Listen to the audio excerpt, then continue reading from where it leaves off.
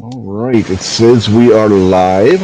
So good evening and welcome to another wrestling chat on the Unloaded Media channel.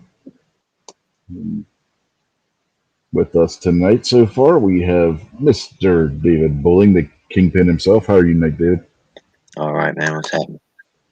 Not too much. Had to wait another week for the closing because some idiot at the sheriff's office filled the wrong form. So the people that were supposed to be out of the house got an extra week before they had to be out. So that pushed the closing back a week. And, Well, if things go well, I'll have your package uh packed up and ready to ship out on Monday. So I'm gonna stop. I'm gonna instead of using the post office, I'm gonna try the UPS store. okay. So when I get off work on Monday, I'm gonna stop by the UPS store. Yeah, you send it to the post office in Baltimore. Who knows how long it's going to sit there? Yeah, I've been realizing that a whole lot recently. It's gotten way worse over the past 2 or 3 months. Oh yeah, it was bad before. Yeah. When they had full staff, it took 2 weeks for something to make it out of Baltimore. Now it takes up to a month. It's ridiculous how badly run that post office is. That has to be the worst run post office in the country, bar none. Oh, it's probably up there. Which is sad because the post office close to my house and the post office close to the shop that we work out of are both great. The Mm, people are super nice. It's always clean. It's really fast. You know, they're always helpful. But as soon as the truck pulls out of the parking lot, it's like, all right, never mind. yeah, the craziness down there. I mean, the last time I ordered something and then it came through the postal service through Baltimore. It arrived in Baltimore. They from Baltimore they sent it to DC. DC sent to Lithcomb Heights. Lithcomb Heights sent it back to Baltimore. Baltimore sent it back to DC. DC sent it back to Baltimore. Baltimore sent it back to Lithcomb Heights again, and then back to Baltimore before coming over this way. It's like, what in the hell are they doing down there? And for anybody, Makojo's out there, so he knows what you're talking about. But Baltimore, Linthicum Heights, and DC, that you could make that round trip in an hour, just doing circles back and forth between Mm-hmm. all of them. They're not. Yeah, It's not like Texas, where Linthicum Heights is 3 days drive away from Baltimore, and all these places are super super close to each other. yeah. I mean, they literally were playing Ring Around the Rosie with the package. It's like Jesus Christ. But anyway, since we were talking about that, Buck has joined us. How you tonight, Buck? I'm doing good. How's everybody doing? Not too bad.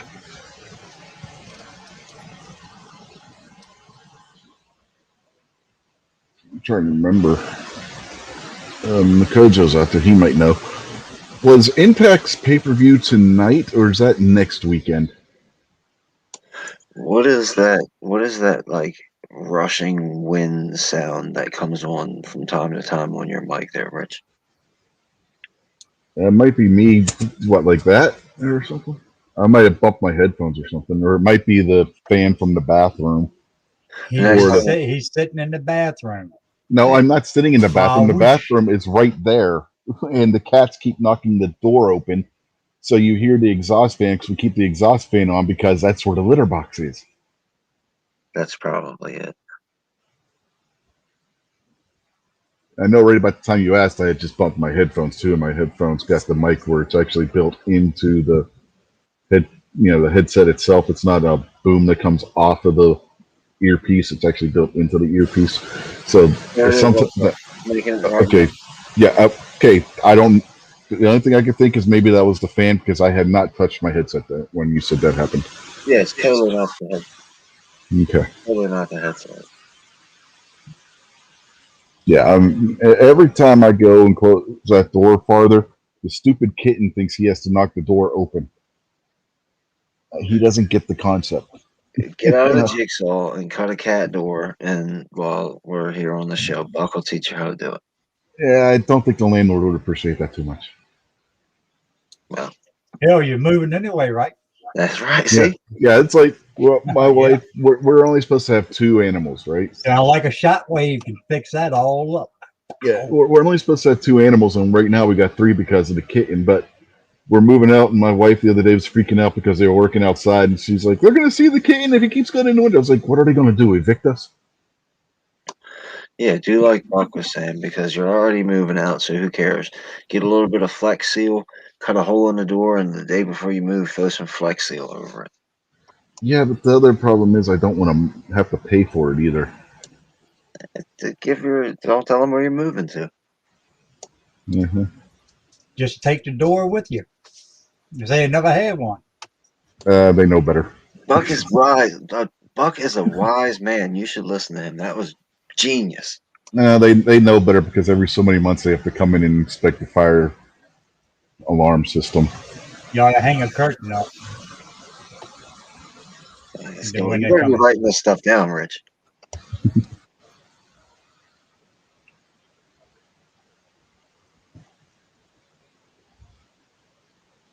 He said, Makojo says the rebellion is tomorrow. Okay. You never know with Impact because half the time their pay-per-view will be on a Saturday, then the other half the time it's on a Sunday, and it's like, okay, which day is it going to be this weekend? Which one? What's that? The AJ Styles guy? Is he a WWE guy or is he the other? Yeah. He's in AEW. I mean, no, AEW. He's in WWE. He used to be in Impact. And that's the guy that you like. That's your favorite guy? No, I like AJ, but he's not my favorite wrestler. My favorite wrestler is Kenny Omega right now, and he's in AEW. Okay. Which tomorrow night he takes on Rich Swann for the Impact Championship to add that to his collection. Then he'll have 3 titles. We'll have the AAA title, the AEW title, and the Impact title if he wins tomorrow. If he loses tomorrow, he also loses the AEW title, which is interesting. It's a title for title match. That was a recent stipulation that was added on one of the episodes of Impact.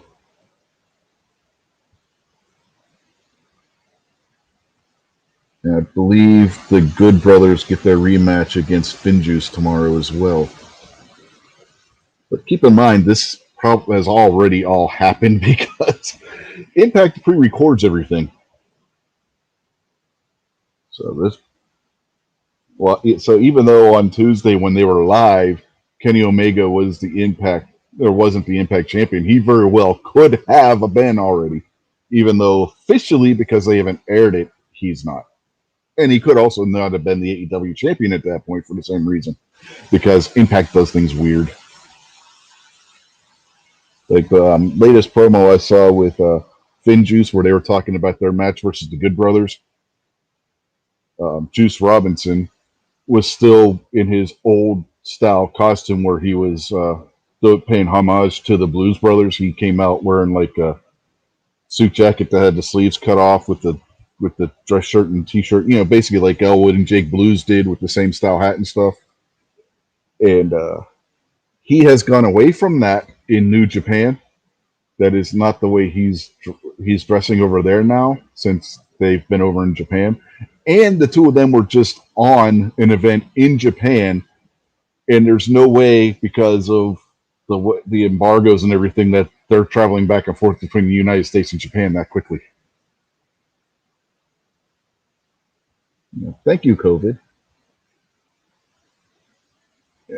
NKGO says it's only $40 for the Impact pay-per-view. I think he's hinting that he wants us to watch that tomorrow.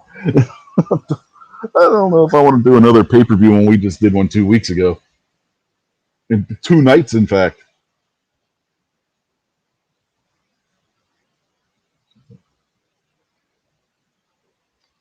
Oh, Squibby wants a link. Okay. Hold on a minute, Squib.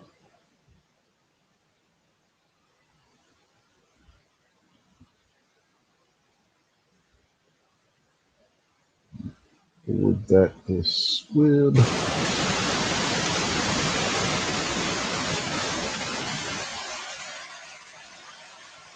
Okay. Yeah, Check your email. it was really loud that time. Oh. Whatever you just did, that was loud. I didn't do anything. That's just it. I don't know. Hold on. I'll be back. Let me see if I close that door a little, if that helps. He has one of those automatic flushers hooked up.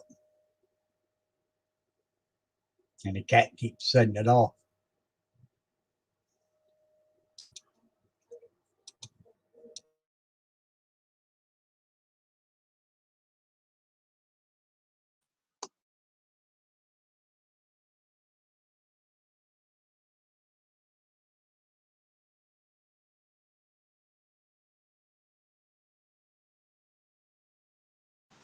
Okay, do you hear it now? Is there any of that noise or anything?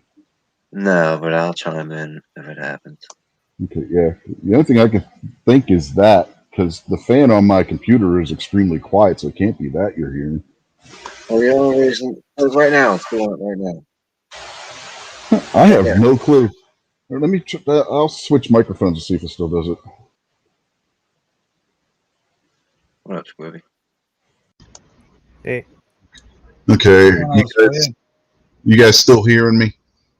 yeah. loud and clear. Okay, let me know if it does it because I just switched microphones. Okay, I'll just butt in if it happens. So go ahead, continue. Okay.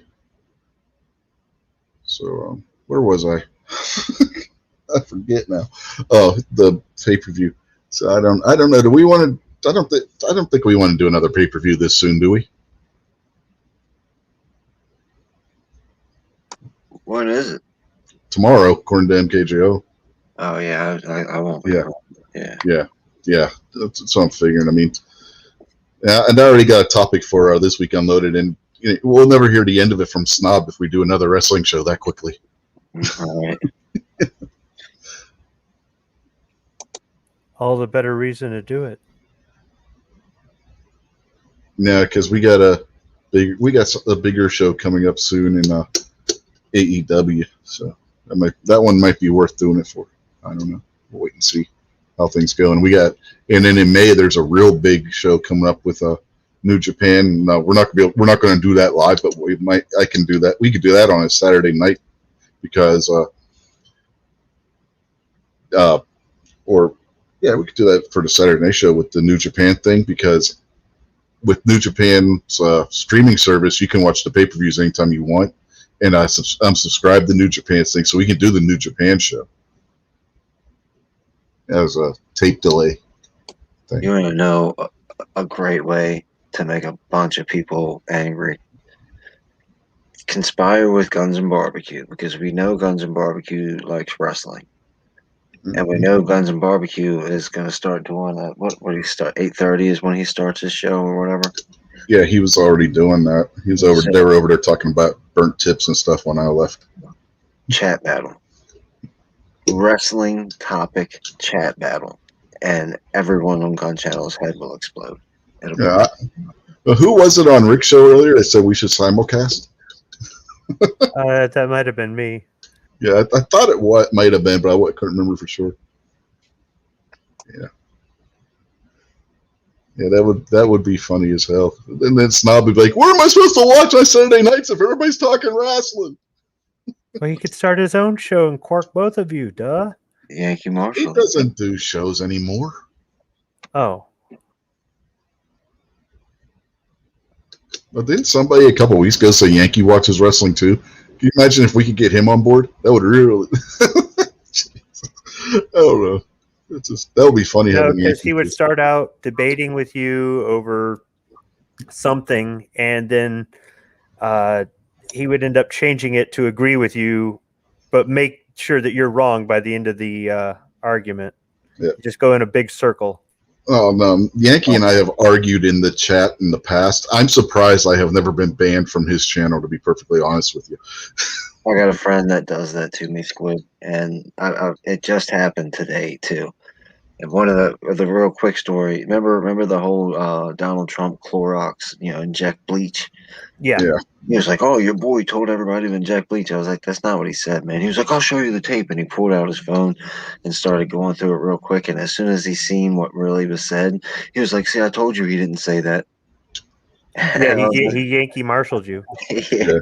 Yeah. Oh, Kingpin and I, we'd go even better than Yankee would. We'll both be arguing the same damn point and arguing with each other. We're both saying the same damn thing, just in different terms. And Well, and he, notice Kingpin's not saying anything because he knows I'm telling the truth on that. We've done it multiple times. Yeah, because you argue with me. I say something plain and simple and normal and correct, and then you spend 20 minutes arguing with me about it. We got to make the shows more entertaining, man. I thought Rick's show today was pretty entertaining, and it wasn't staged. That's everybody being real. You talk about Stage like wrestling is staged. Yeah. Yeah, I kind of like Rick's show today. That was pretty good. I like that. Yeah. I'm assuming you guys are talking about when me and Guns on Barbecue were arguing about the Coven trial or the Chauvin trial, whatever how his name is. Yeah, that got a pretty interesting. Look, I think Guns N' Barbecue is a good dude. I like him. I think he's funny. I love his videos. I think he's inquisitive, and I think there's a lot of that inquisitiveness that makes him sound like. That's why I asked him today, is he just asking the question to have the conversation, or is he defending George Floyd? Because some of the stuff that he says is it's like, dude, what are you talking about? Like that's absolutely crazy. And he was free to admit that he didn't know a whole bunch about the George Floyd thing. So it's cool that he is open to discussion, and he's open to also understanding that maybe he's not right about everything. So sometimes I think people might get frustrated at some of the things that he says because they think that he's taken like a real liberal type of communist position on something. And I don't really get that feeling from him. I think he's more curious than he is like a radical leftist. Yeah, well, today, part of the problem he was having was he kept wanting to look at things from the way he was trained, compared and placing that on how the Minneapolis police were trained, and that's not how they were trained. They were trained differently. Each department does things differently. So from what his training and background, he was saying they wouldn't do that. And so because they wouldn't do that, Minneapolis shouldn't have done that either. But that's the way Minneapolis actually trains their officers to handle that. So and once he finally got the idea of what I was saying, he was like, oh, the light bulb went off, Well, also, he comes from the corrections, right, where he doesn't have any weapons, and the people that he's wrestling to the ground, in general, they might have a shank, but they generally don't have weapons. You're fighting with someone hand to hand. So when you tackle somebody and get 3 or 4 people down on them, you're outnumbered, and you know that there's people coming to help. I mean, there's a whole different situation than being on the street in public and being a police officer. You put your knee on his back so your hands are free and your eyes are free to look around and make sure nobody's about to shoot you or club you with something. So it's different training for different types of environments. So one of the things that I think a lot of people were disregarding with what he was saying, though, and I agree with him 100%, and it always turns into a tactics and training conversation, but there's also a moral level to it, which is not just, oh, shame, holding the guy down. I don't care about that. I don't care if they had his foot on his face. It's the optics, the fact that everybody was standing around, everybody was arguing, everybody was get off and you can't breathe and freaking out. Those cops should have had enough common sense to say, this is bad for everything. We got to get this guy out of here. However we get him out of here, we got to get him out of here now. And they could have just picked him up and carried him out. I don't know how many cops were there at the time that all this was going, all kinds of different things come into factor. But when he was mentioning the fact that it looked bad and they should have done something, I think, he was kind of getting a hard time about that, but I agree with him. You gotta understand that's bad. That looks bad. And I don't care how much training you got. I don't care what you know. As a common sense, decent human being, you gotta be like, this is a volatile situation and I gotta change it now.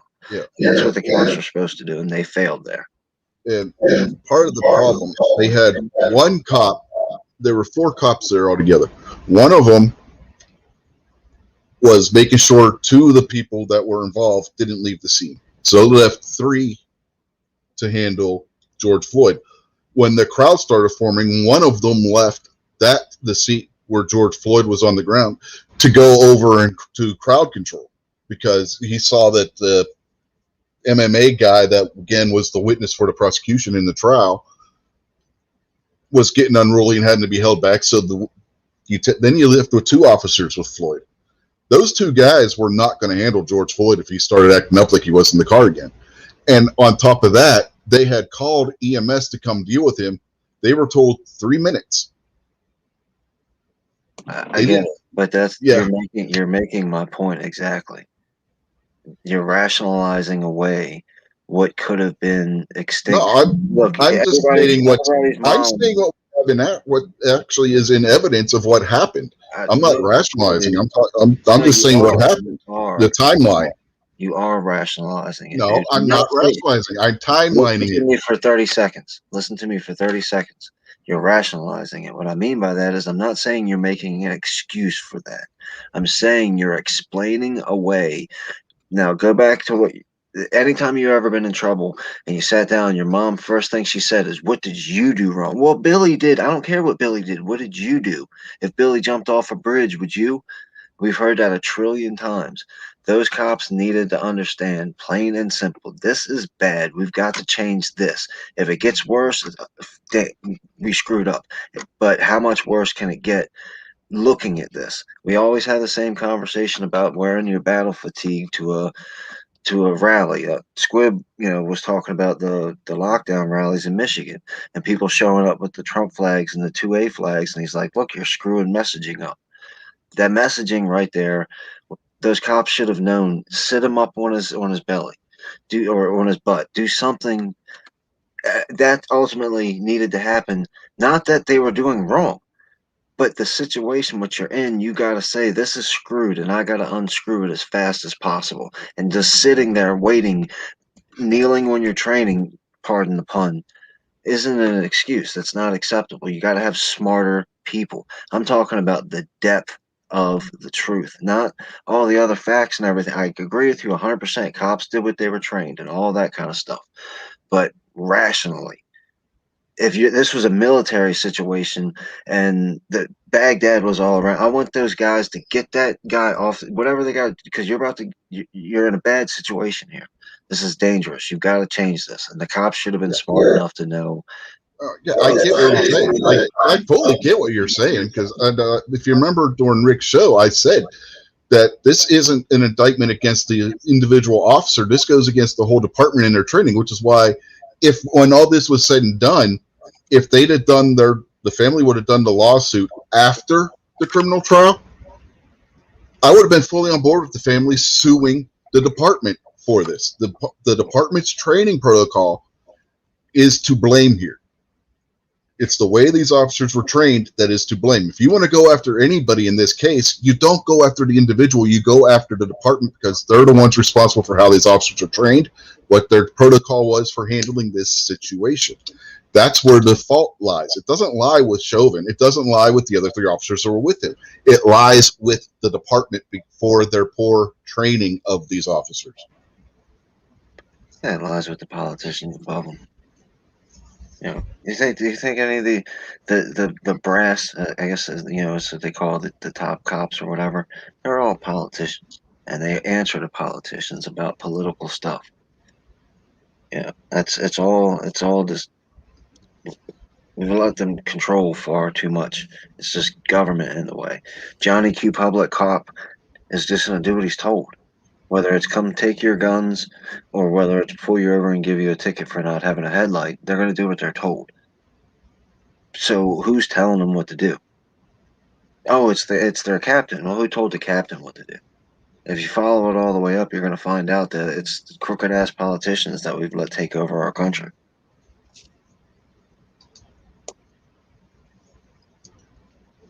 Yep.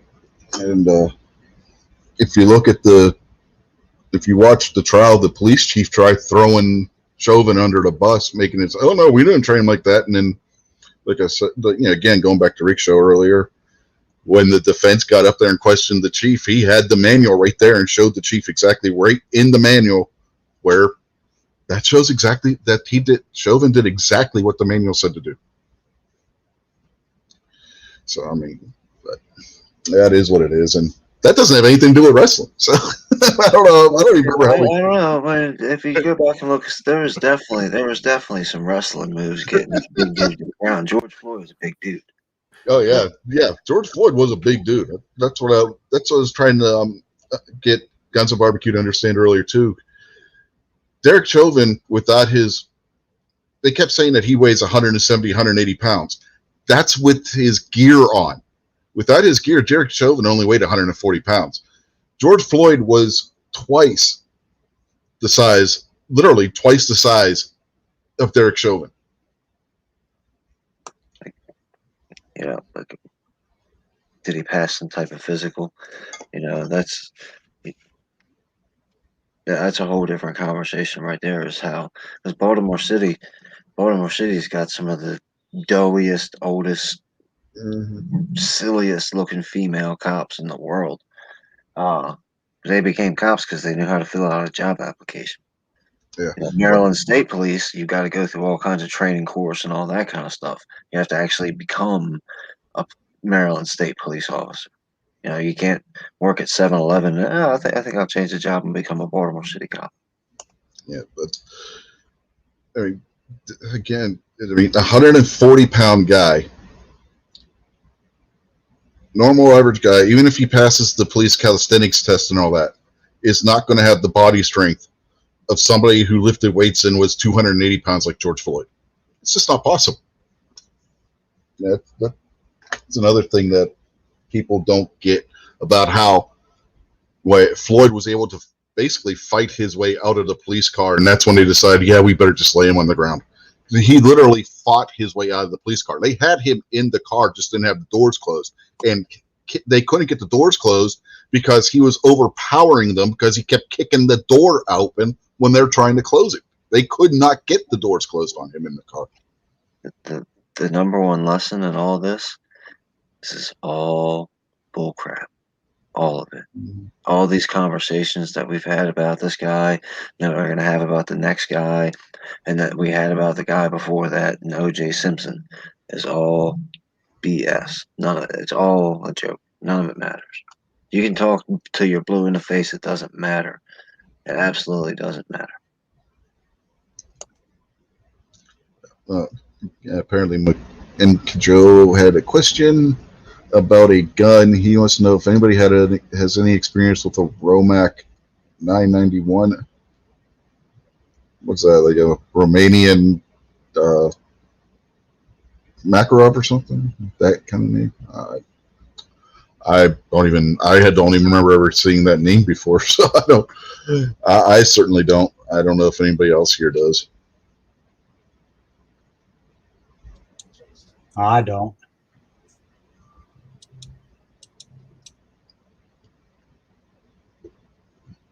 Squib, you still there? Yeah, this is going to fall under Squib's category. Hold on. Yeah. I've never even heard of that gun. Here you go, Squib. Okay, he says it's a 90s era Romanian AK. Oh, so basically it's a Wasser 10.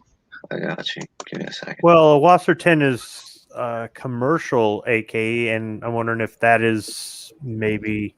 Is it also a commercial? Yeah, that's a commercial AK. Yeah, it's a commercial AK with that stock. I don't know. It looks like a Mac 90. I just opened it up. I just typed in those words, and this is the first picture on the image search. Yeah, he says it's a Romanian, but yeah, it does look like a Mac 90. Let me see. Check out some other ones. They all look pretty much the same. Yeah, it looks like a Mac 90, but it's a stamped receiver, not a forged receiver. Is that an AK milled receiver, or is that a PSL receiver? Well, PSL is an AK. All PSL is an AK in 7.62 by 54R. There's some differences with the receiver. I think it's more heavy duty, more beefy. Yeah, it's a little beefed up, but it's still just an AK. I mean, an RPK at the heart of it's still just an AK. Oh Just man, you're has gonna a have a bigger bunch of receiver. commie block people come out of the woodwork for saying that. I don't care. It's the truth. They take the same magazine, for crying out loud.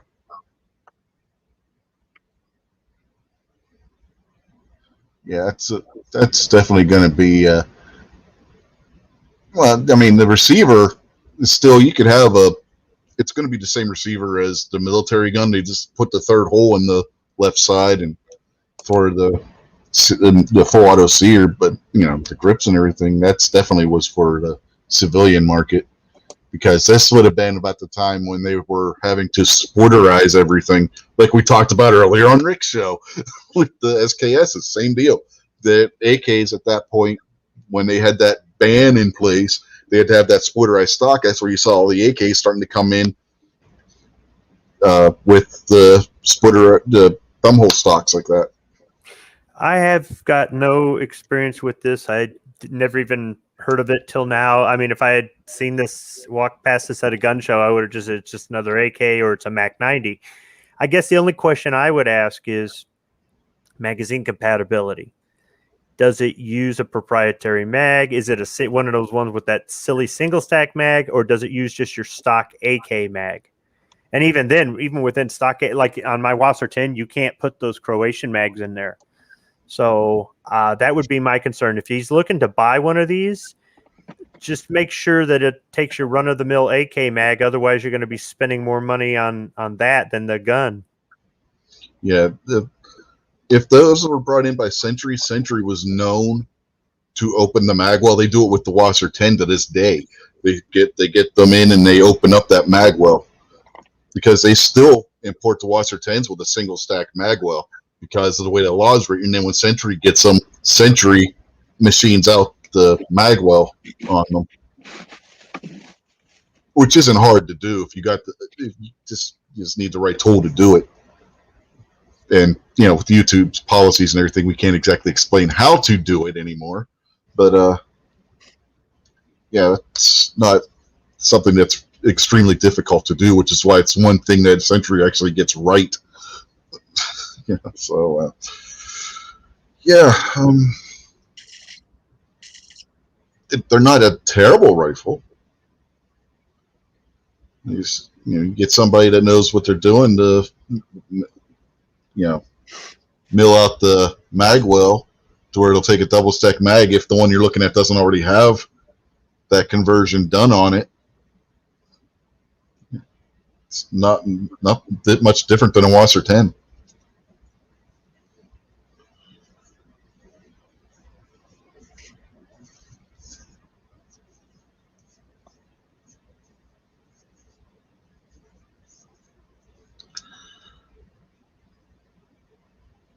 So, I guess that answered his question pretty. I think we kind of covered that pretty well. So, yeah, that's my advice on that. Artac's agreeing with me. So, Who's your favorite wrestler, Squibby?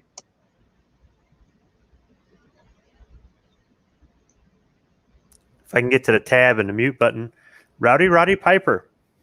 Good choice. He was my aunt's favorite wrestler at one point before she passed away.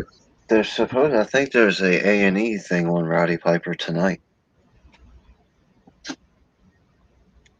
Well, I was actually going to come onto the show to ask about something to look up on YouTube. What was this thing about when we were talking about snakes? What was this thing about the cobra? Oh yeah, they did a bit on WWE during one of their health shows. That made it. You remember how back in the day they would film at the house shows and they would put it up on the shows that they would show during the weekends and whatnot, or they would show it on Monday night on that show that was hosted by Gorilla Monsoon and Bobby Heenan. Well, on one of those, they had Jake the Snake had a defanged cobra, but whoever defanged it forgot to remove the venom glands too. They just took the fangs out. And the idea was that Jake was supposed to scare Savage with the snake, but it was supposed to be safe to handle because it didn't have the fangs, right? The snake being a snake and being completely unpredictable because, that's the way they are. You're going to do stuff that you don't expect them to. Doesn't just decide he wants to sit still in Jake's hands as he's waving the thing at Savage. It lashes out and bites into Savage's arm. And because they didn't inject the venom glands, remove the venom glands, like devenom the snake like they should have done. If they're going to defang it, you're also supposed to devenom it by taking the venom glands out. They didn't do that. So what happened was, snakes still, the way cobras bite, it's not like, say, a rattlesnake where its fangs are like hypodermic needles. The way that a cobra's bite works is their fangs are in place. They're fixed in place. They're just longer versions of the snake's teeth. And the venom runs down the snake's teeth to get into the wound from the fangs. It's not injected through the fangs. So when the snake bit him, because the snake still has a mouthful of sharp teeth, it was still able to potentially have injected venom into Savage, so he had to be rushed to the hospital and start receiving cobra venom, anti-venom injections.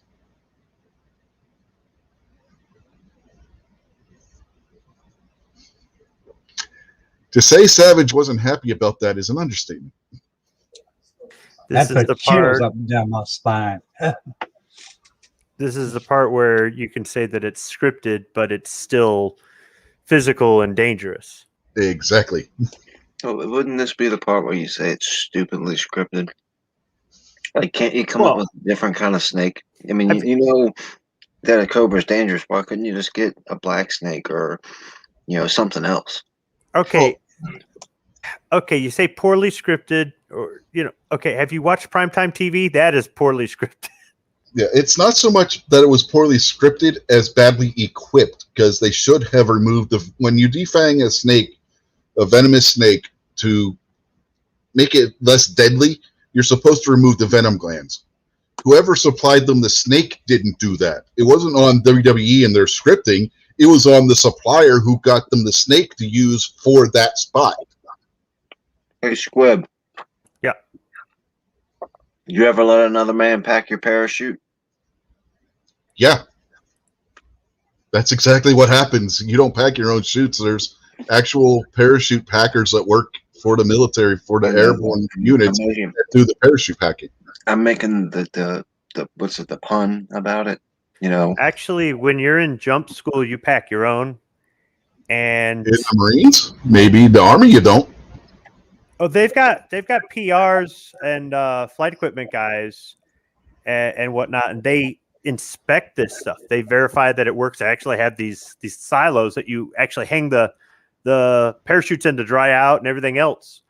But for an ejection seat and all that, flight equipment handles that. But if you're talking about jumping out of an aircraft, I'm not one to jump out of a perfectly good aircraft. I'm not either. High rig, but would I let somebody pack my own? Man, you know what? I trusted the guys I was with, and there were sometimes I had my life in their hands. That one's a tough call. Like if it's optional, I'll just do it myself. Yeah, you're going airborne in the Army. You're special forces in the Army. You're Ranger in the Army, and you're jumping out of an airplane. That's all being done by the parachute packing corps. And that's how you get cobra venom in you, when you play around with a cobra snake instead of a boa. Yeah. Yeah, but the cobra looks meaner. The visual. And again, if wouldn't it be the same thing as fall backwards? I'll catch you. Yeah. Now, do you know where I'm about to go? We're all talking about wrestling, and we're all talking about. I don't know if you know. Real quick, there's a worse one than the Jake the Snake Savage part. If you guys remember when Jake and Ricky Steamboat were feuding, there's one that gets even worse. The stupid Gila monster. It wasn't a Gila monster. It was a Komodo dragon. That's the word I was looking for. Yeah. Yeah. If that would have bit either of them, they would have been in big trouble. Did they do this in America? Because Yes. okay, I thought Komodo dragons were illegal, except No. like in zoos. Yeah. Or for licensed animal handlers who do the animals for TV shows and movies and stuff like that, which professional wrestling falls under that category. They can use exotic animals in professional wrestling just like they can on TV and movies. Well, that's a good segue back to my topic and my point. Exotic animals. Buck will back me up on this. If Jason was here, he would too. You take the shock value of a cobra or a Komodo dragon and replace it with a really, really hot chick. Nobody will miss the snake, I promise you. Sounds very good. I like that. Yeah, but I don't think they would have got quite the fear expression on Randy Savage's face if Jake was waving a hot lady at him. It does if they mention marriage. Yeah, if you lose this match, you got to marry this woman. Well, he was already married at that point to Elizabeth, so that would have been bigamy, and then it would have been a crime, and they would all been going to jail.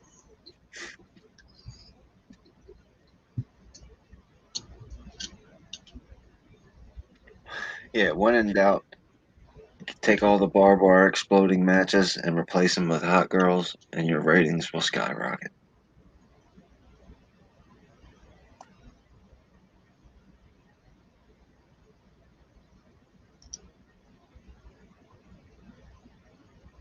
Okay. Our tech and daughter says, or a gay guy and get Tiger King. Oh no, we're not the Tiger King memes again. I thought we were done with those.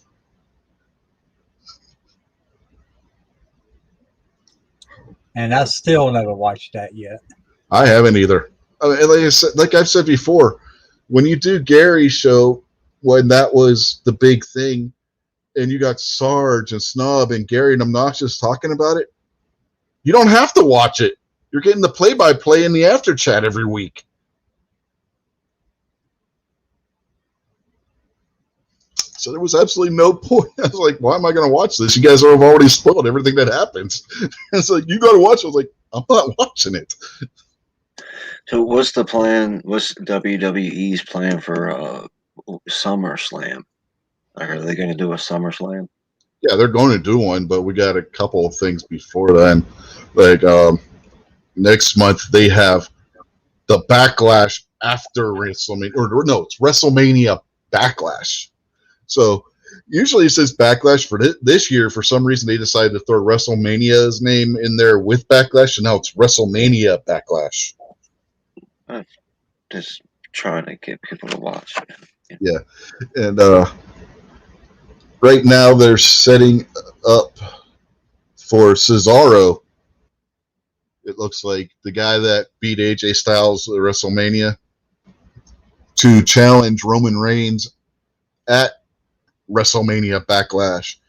And next Friday, as part of that setup, they're having a match between Reigns and on TV. They're giving away a pay-per-view match here, folks. Roman Reigns versus Daniel Bryan for the Universal title, and if Daniel Bryan does not win, he has to leave. So basically a title versus loser leave town kind of scenario. So, and there's been rumors that Daniel Bryan, that's the tree hugger guy, if you remember, from the main event of night 2. Yeah. So there's rumor that his contract is soon to expire.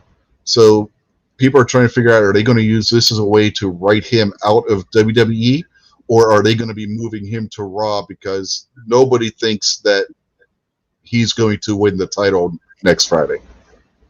Well, that's what I was going to bring up is what if he is, and I guess it would have to be Daniel Bryan because apparently the way you're talking, Roman Reigns is kind of set in stone. He ain't going nowhere. Oh, yeah. What if Daniel Bryan's going to go to those other people that we watched with the barbed wire explosion match? That's entirely possible. He could, and if his contract is up, and this is the way that they're going to write him out of WWE, He could end up on AEW.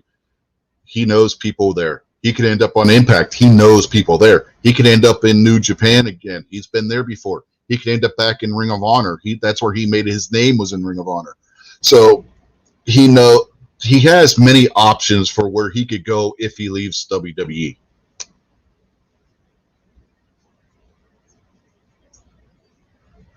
And he's been saying for a while that he's wanting to leave. He's been thinking about it for a while.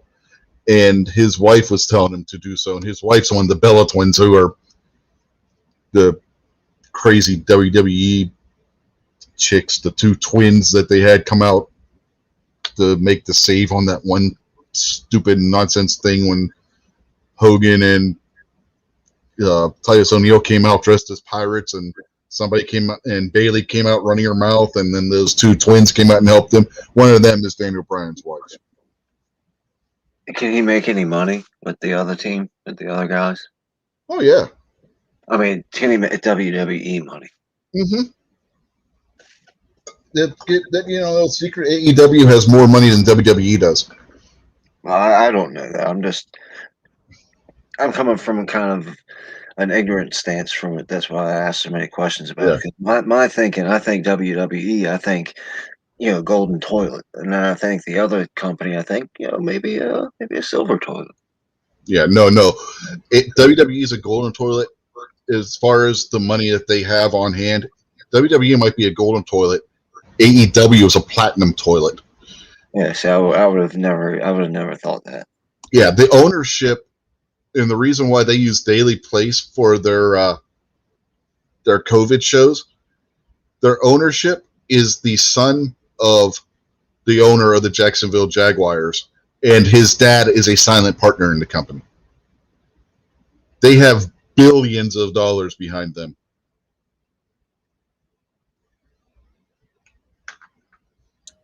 Yeah, I was thinking like Kingpin. I wouldn't think they would have that much money. Well, if they got so much sway and so much money, why don't they get like TBS contracts or what's They the do. other? TNT is owned by the same company as TBS. TNT is where WCW had Nitro in the 90s. Well, I'm talking about now, today. Like, why don't they have their barbed wire exploding match on PBS or TBS or whatever it's called? Because those are pay-per-view things. That's what they do on pay-per-view. And they have had that kind of match on Dynamite already. Can you can you turn on your regular cable as a John Q. Public regular person and flip through the channels and come across the barbed wire guy, that team? I don't know what that's why I just keep saying the other team. Yeah, AEW is on TNT. That's the same cable network that WCW was on in the 90s. So right now, today, I can flip it on whatever channel you just said. Not today or whatever. You know what I mean? Yeah, Wednesday nights at 8 p.m. Yes. And see the barbed wire exploding team. Yeah. I didn't know that. Yeah. Well, they're on TV either. So, I mean, that's not really saying much for me to not know about it. But yeah. AEW is on TNT 8 p.m. Wednesday nights.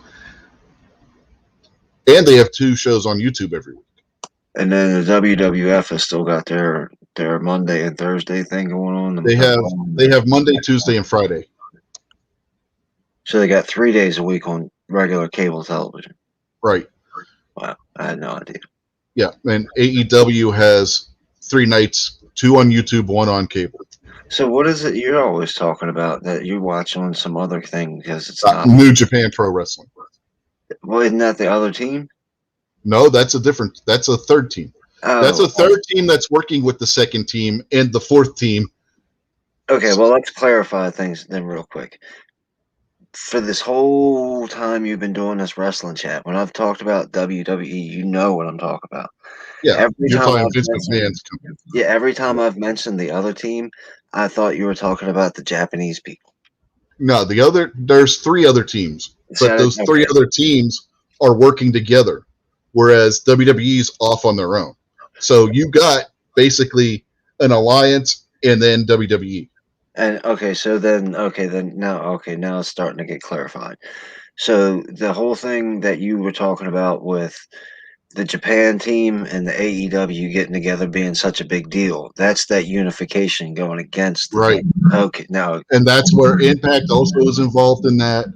Okay. AAA is also involved in that. So you got four different players that have decided that they're going to combine their strength against the one WWE. perfectly clear now. I'm caught up. I knew all that, but then I forgot it because I don't care. But now I'm completely caught up. I understand fully now. 'Cause I just got confused because you kept saying AEW, and I was like, why isn't he calling them the Japan thing anymore? Well, AEW is the big competitor in that group. Okay, they're the big dog in that group, followed by New Japan. New Japan and AEW are almost equal levels as far as way things are going, but New Japan hasn't been able to we're just starting to get their breakthrough in the United States, and then COVID happened, which put them at a halt because it's hard to travel between the United States and Japan right now, because if you go to Japan, they make you sit in a hotel room for 2 weeks before you can walk around the general public. So that kind of put the kibosh on that whole thing. So what's going on is they've decided that they're going to work with AEW, and AEW is going to work with them, and Impact's working with them as well. And AAA is sitting there like, yeah, we're going to. AAA, before any of this ever happened, was the first ones to come on board with AEW. Kenny Omega's been the AAA champion for over a year now. And before him, it was Ray Phoenix, who also was signed to AEW. They've actually fought over that title on AEW television. And the Young Bucks, when they were the AAA Tag Team Champions, defended that championship on AEW television as well. So there's a lot going on. There's a lot of cogs moving in that side of things because of COVID and all the other crap that's been going on. All right, Buck, Squib, make sure you guys are paying attention. I don't want to have to explain this again. Yeah, in short, you got AEW, who is probably the top promotion, working with New Japan, who would be the second top promotion, who would be bigger in this if COVID never happened, Impact and AAA, all working together in their various realms and fandoms, because AAA is in Mexico. New Japan obviously is in Japan, but they also have a U.S. branch now that does a show on New Japan streaming service every Friday night, where it's just the U.S.-based portion of it, and that's run out of Los Angeles. And then you have Impact, which is run out of Tennessee, and AEW, which is run out of Jacksonville, obviously, because, look at the ownership. They're owned by the Jacksonville Jaguars owner, essentially. So that's where all this is coming from on the other side. And there's also potential that CMLL could be involved in this, which is the other major Mexican promotion who has a working agreement with New Japan and has for years. So you got another Mexican promotion that nobody's sure where they stand on all this yet. So it's real. This is why this is such a big deal. Where all this stuff just keeps getting revealed, and it's just like snowballing when you look at what's going on. And who is on first? What's on second? Yeah, exactly. And which one's Mucho Libre? That would be AAA and CMLL. Those are both Lucha Libre organizations. In fact, the LL in CMLL's name is for Lucha Libre. That's the Mexican guys that wear the masks. Yeah, that's the Mexican style wrestling. Yeah, but not all. Keep in mind that not all luchadors wear masks. You got the masked luchadors, you have unmasked luchadors, and yeah, that's a whole other kettle of fish that I don't want to get into, because that's where things really start getting confusing. Is there any good underground wrestling? Some kid that's got a YouTube channel that has wrestling every Sunday night. That's good. Him and his friends in the makeshift ring in the back. Any of that underground stuff going on? There's all kinds of different little independent organizations all around the country. That's where a lot of these guys that you see on TV every week actually got their start. If you look at the Hardys, Matt and Jeff Hardy, back in the 90s, that's where they got their start, was doing that kind of thing. And then Vince McMahon I don't remember the whole story, got wind of what they were doing, so he got somebody sent him a VHS tape or something, and he watched it and decided that he was going to sign them to their developmental. They got a little bit more training, got more refined, and next thing you know, they're winning all kinds of tag team championships in WWE, fighting Edge and Christian and the Dudley Boys in crazy, insane tables, ladders, and chairs matches. But yeah, those still exist. Do you think that they're going a little too far? And maybe not too far, but do you think maybe they're using the specialty matches as a crutch too much? You know, the ladder. Every match has got to have a ladder or a barbed wire explosion or this, and they're kind of losing track of just a regular, you know, Grandpa Stanley versus the 1%er for 3 out of 5 falls or something. You know, the regular old classic 2 guys in the ring just scrapping it out. Yeah, that's WWE. If you watch AEW's weekly programming, you don't see that all the time. They only pull that out for extreme circumstances, like the Moxley versus Omega match that we watched at the last AEW pay-per-view, because that was supposed to be the blow-off to the feud, but then because the thing they didn't go off right, that just became another page in the feud. WWE, on the other hand, they like doing gimmick matches a lot. They have entire pay-per-views that are surrounding just one gimmick. Now, when you go over to New Japan, on the other hand, they hardly ever do the gimmick matches. Again, they only pull out a gimmick match when it's supposed to be the blow-off to a feud. Like when Moxley was over there feuding with Lance Archer for the IWGP US title, the last match they had there was a Texas Death Match, and that was to be the final match in that feud. So you don't see the gimmick matches all the time over in New Japan like you do in WWE. You don't see the gimmick matches as much in NXT as you do WWE's main roster. So, I mean, that very rarely do the other promotions pull out the gimmick matches basically like what you see in WWE. So, would it be safe to say that the WWE is the Barnum and Bailey of the wrestling world? Oh yeah, they've been that since the 80s. I mean, I don't know. I know, but still, even back in the 80s, you had, you know, the 2 big guys just punching each other in the middle of the ring. They didn't have every match didn't have a tiger, you know, chained to one of the corners and stuff like that. No, but the 80s is where WWE started the gimmick matches with things like the Royal Rumble, King of the Ring, that kind of stuff. Well, yeah, but I don't know. The Royal Rumble, I like a good battle royal. The Royal Rumble's a great match. That's a must-watch pay-per-view for me every year. Even if I'm not years, I had stopped watching wrestling because I just got tired of WWE, and that was the only show in town for the longest time. I would still watch the Royal Rumble every January. You know, I'm thinking Barnum and Bailey is actually a really boring. It's not a very good circus to go to, actually. Well, not now anyway, but back in it doesn't exist anymore. Right. But all the little smaller kind of circuses were always cool. And then when the Moscow circus started coming around, that blew Barnum and Bailey for actual entertainment value completely out of the water. They had so much cool stuff going on. And I don't know. I just think whenever I think of WWE, I think of the dolls that were 12 inches tall and made out of rubber, and you couldn't move them. So they were basically just stand there. Or they had the dolls that were like a stuffed pillow where if you hit them, they made noises. Yeah, and then the Road Warrior was like a He-Man doll. Yeah. So you could actually wrestle, and it came with the ring. The guys fit the ring.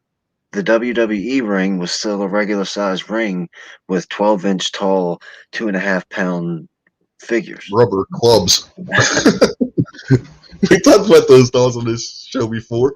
You could literally brain somebody with one of those things. Crack somebody's skull open. Those things were heavy. I had the Big John Stud one. My brother pissed me off the one day I hit him in the head with it. He had a lump on his head. You literally could beat somebody to death with one of those things. They were solid, hard, vulcanized rubber. It was like a hockey puck in the shape of a professional wrestler.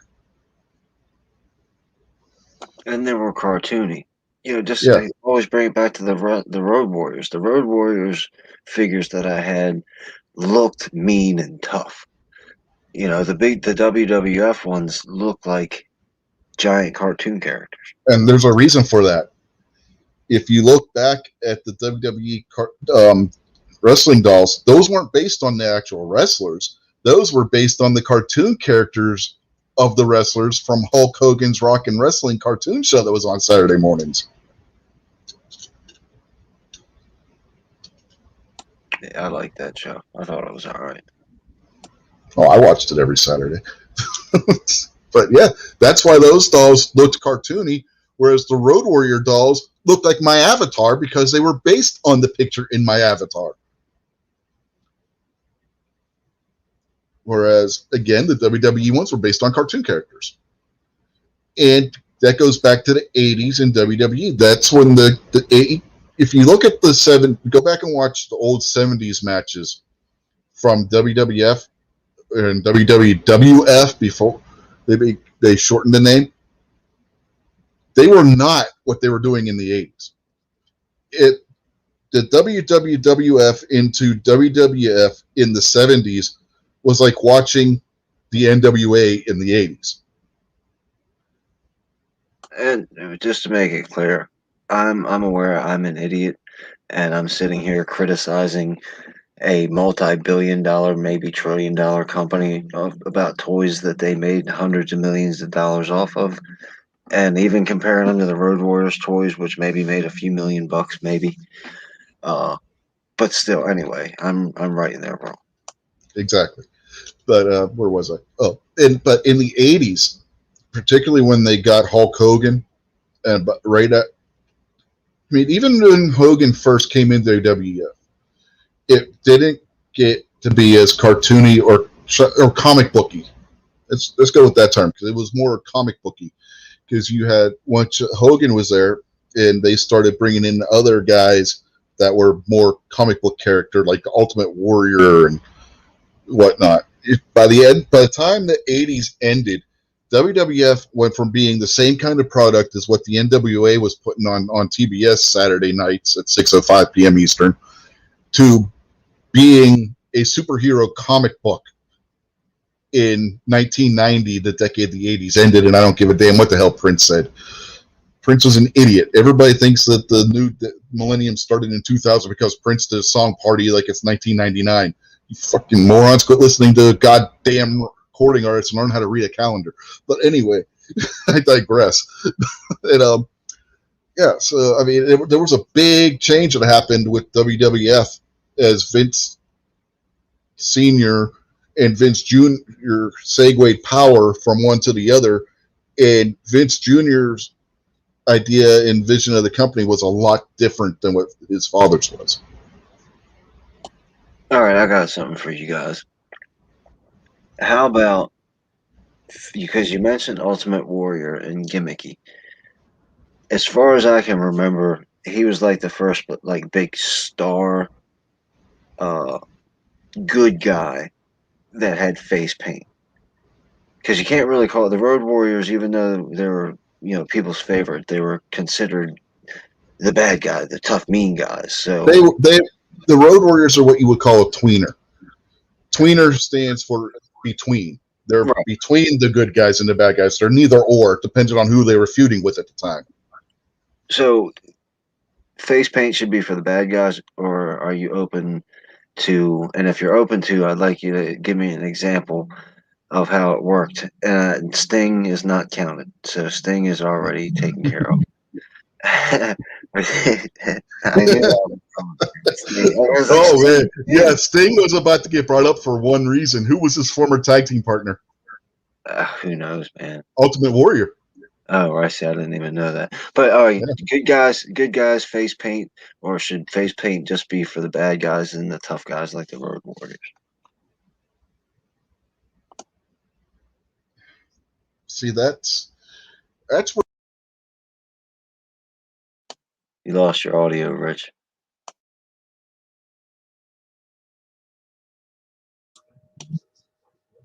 Hell, I can't remember nobody good guys wearing face paint.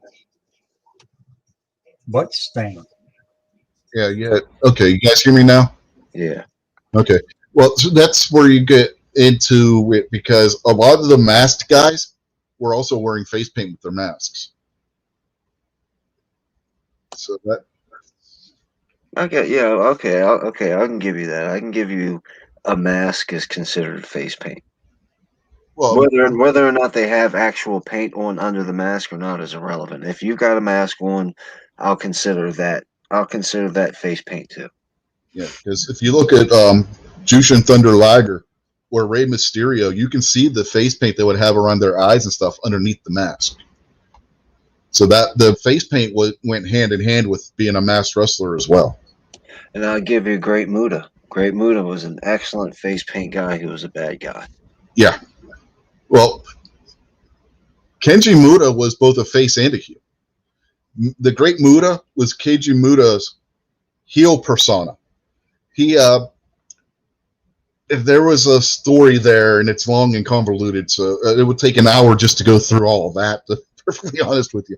But look at if you look at some of the Keiji Muta's old stuff, yeah, that he Liger was the same way actually. A lot of people when they hear Jushin Thunder Liger, they just think about the guy in the red suit with the mask, looked like he was from one of those Japanese live action TV series superhero things.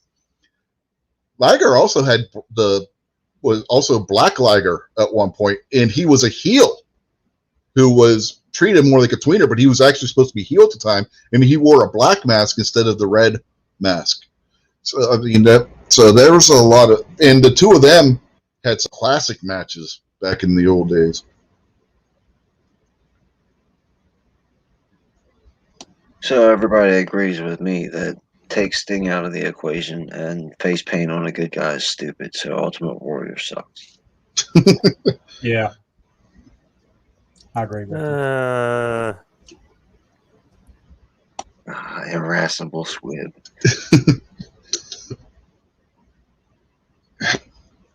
Ultimate Warrior, yes. Dingo Warrior, no.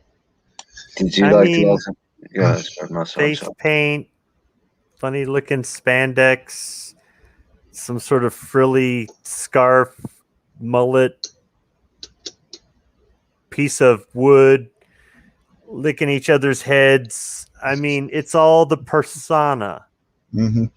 So I don't know that one characteristic or another equals good guy or bad guy, because how many wrestlers were good guys one season and bad guys another season? They kind of flip flopped, and you know. Yeah.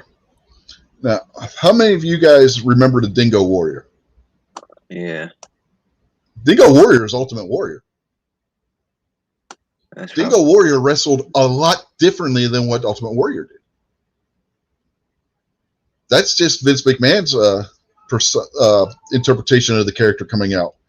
This is why people don't realize just how influential Vince McMahon is at times, I don't think, and how much he changes people when they go from being in one promotion to another. Look what he did to Dusty Rhodes, for crying out loud. Dusty Rhodes went from being a main eventer in the NWA to being a guy wearing yellow polka dots fighting in the lower mid card in WWE because Vince didn't want to do anything with him. Yeah, if you didn't change, you'd have to kiss his ass right in the middle of the ring. Oh, that was in the 90s. Yeah, the Vince McMahon Kiss My Ass Club. Oh, man, that actually happened. Vince McMahon would pull his pants down on live TV and make people kiss his bare ass.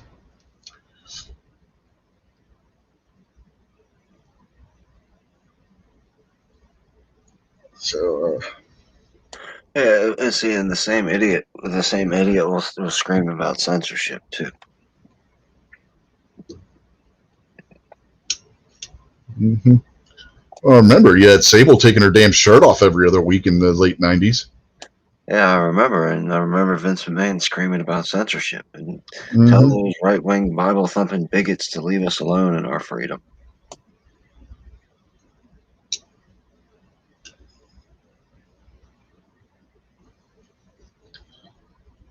Yeah, Vince has had some good ideas over the years, and then he's had some others that really make you scratch your head and wonder what the hell he was thinking. I think the biggest mistake that a lot of stuff makes, whether it's baseball cards, comic books, movies, whatever, is they go to the well too many times. Like we talked about a million times, having too many pay-per-views, having too many huge events. This has never happened before in the world of ever. And, people kind of get, all right, how many life-changing wrestling matches can there be? Yeah, AEW has one pay-per-view every 3 to 4 months. WWE has one every single month, and sometimes twice a month. I guess ultimately I understand if they're raking in the cash, then just keep doing it. So, but as a personal consumer, I think it's kind of silly. But Yeah, Yeah, to you put go to this the in, well too many times, the bitch gonna run dry. yeah, to put this in perspective, between the beginning of March and when we watched WrestleMania, WWE had 3 pay-per-views. One of them a 2-night event. That's oversaturation. So did you ever say how many people they watched that 2-day event thing? Oh, I have no idea how many people actually watched it. But 2 nights of wrestling probably get a little boring after a while. We watched both nights. Yeah, I know, but well, y'all did. I only watched one night. Yeah, because But you were it in was Tulsa looking at guns yeah, and stuff. So yeah. I was looking at the gun bunnies up there. yeah, and buying knives. Yeah. But Or Pecky Maskus, as Obnoxious dubbed them.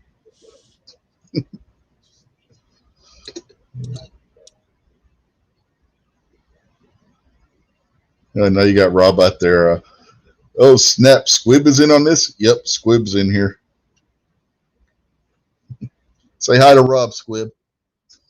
I mean, I'm just in the background. I'm really shopping for Arasaka parts. Are you trying to find one of them anti-aircraft sites? Oh man, are you looking over my shoulder? No, I just had a feeling because we talked about it earlier today. But yeah, that they were a little optimistic there. Yeah, well, the reproductions you can find the wings either in pairs or separately, but you can't find the springs or the screws. So it's really no good. Now I remember when these things were plentiful. At the time I wasn't. This is one of those should have bought it earlier. There's so many things I've bought in the past, knowing I'm going to have one of these in the future, and that was just one of the things I'm like, eh. So, but my wrestling knowledge is not up to the standard of the panel, but I still kind of like jumping in every now and then. I mean, I appreciate the invite and the fact that I know a little bit. I'm not enough, but a little bit.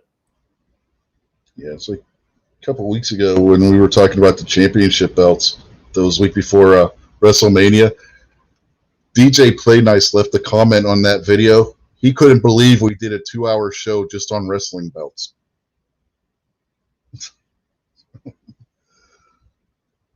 And we did. We're just going over the different current championships and which ones we thought looked good and which ones we thought looked bad and why. But yeah. And we all agreed that the New Japan World Heavyweight title was ugly as hell. Rob was mentioning Mr. Fuji. Mr. Fuji was a fantastic character. Yeah, it was salt, not pepper, because salt is good luck in Japanese culture. So Mr. Fuji carried around a bag of salt so he could throw salt on the ring, kind of like they do at sumo matches. That was the whole point of the salt. And yeah, he would use it as a weapon. He would throw the salt in people's faces.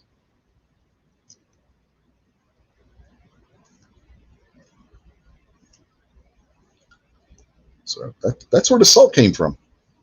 It goes back to sumo wrestling.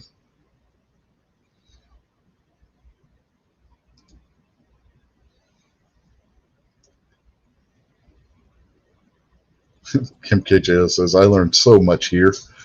I don't know if you watched Pawn Stars ever, but the other day they had an episode on, and I'm pretty sure it's current because they had the stupid little mask up and they weren't touching anything.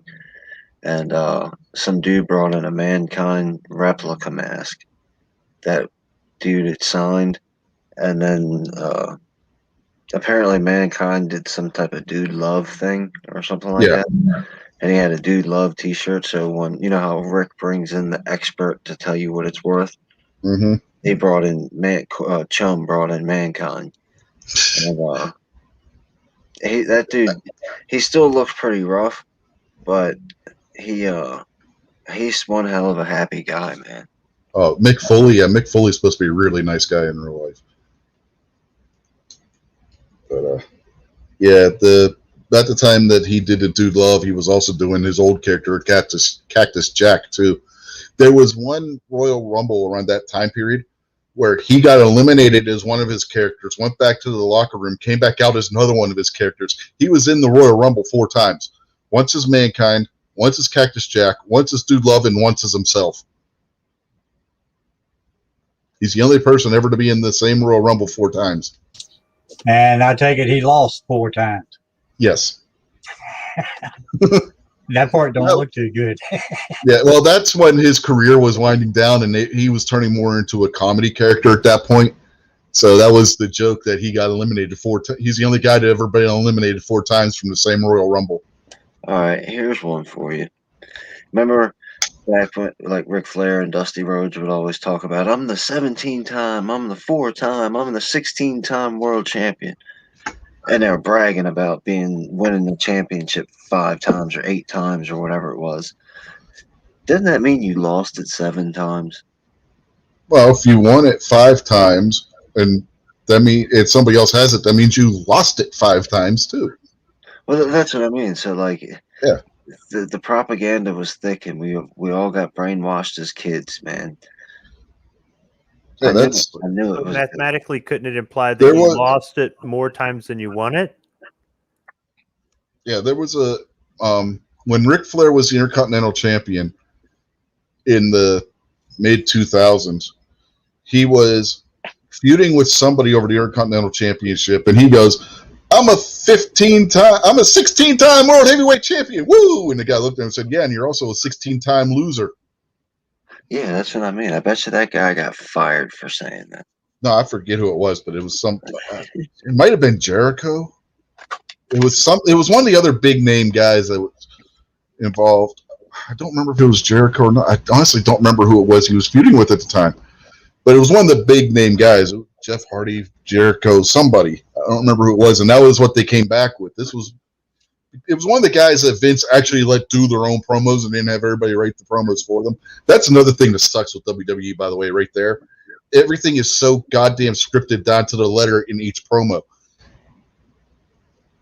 And the promos suck because, I mean, for crying out loud, Roman Reigns got so much shit back when the Shield first broke up and whatnot with the fans because in his promo that he was supposed to deliver, whoever wrote the script had him say suffering succotash. Like he was Sylvester P. Pussycat. I was like, what in the hell is this shit? Damn. That's one of the reasons why Roman Reigns never got over as a babyface, because they had him saying lines like that in his promos. Who talks like that? Wow. That's ridiculous, man.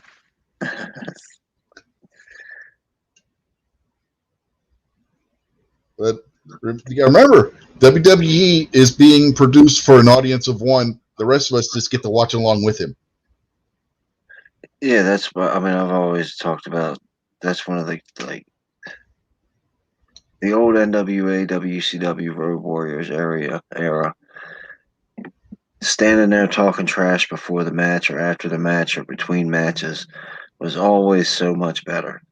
And then when you go watch the WWF, it was like, this sucks. You know, they just, I don't know, you got to have two dudes or a bunch of dudes talking trash about ripping somebody's head off and stuffing it on the turnbuckle or something like that. And the WWE is more like a fashion commercial or something, like Calvin Klein commercial. Yeah. MKJO once was saying, was it Jeff Jarrett? No, at that point, Jeff Jarrett would have been in TNA. So it wasn't Jarrett. But, yeah, it's like craziness. If you look at the promos that were going on in WCW, in the NWA before that, and you look at the promos in WWE, going from the 80s into the 90s, you can see where they start scripting the wrestlers' promos in WWE. WCW and NWA did not script the promos. That's why, you look at Savage in the 80s, some of the promos he gave, that was not scripted. The best one was where he looks at Gene Okerlund and says, "Whoa, freak myself out." Savage was a master on the mic. Savage was one of the best guys on the mic. A lot of people don't like Savage, where wrestling style that. Randy Savage was my favorite wrestler as a kid because of his promo work and the way he moved in the ring and stuff. You look at the guys in WWE now, you don't get that because there's only a handful of them that Vince lets do their own promo work. John Cena being one of them when he's around, another one being The Rock when he's around.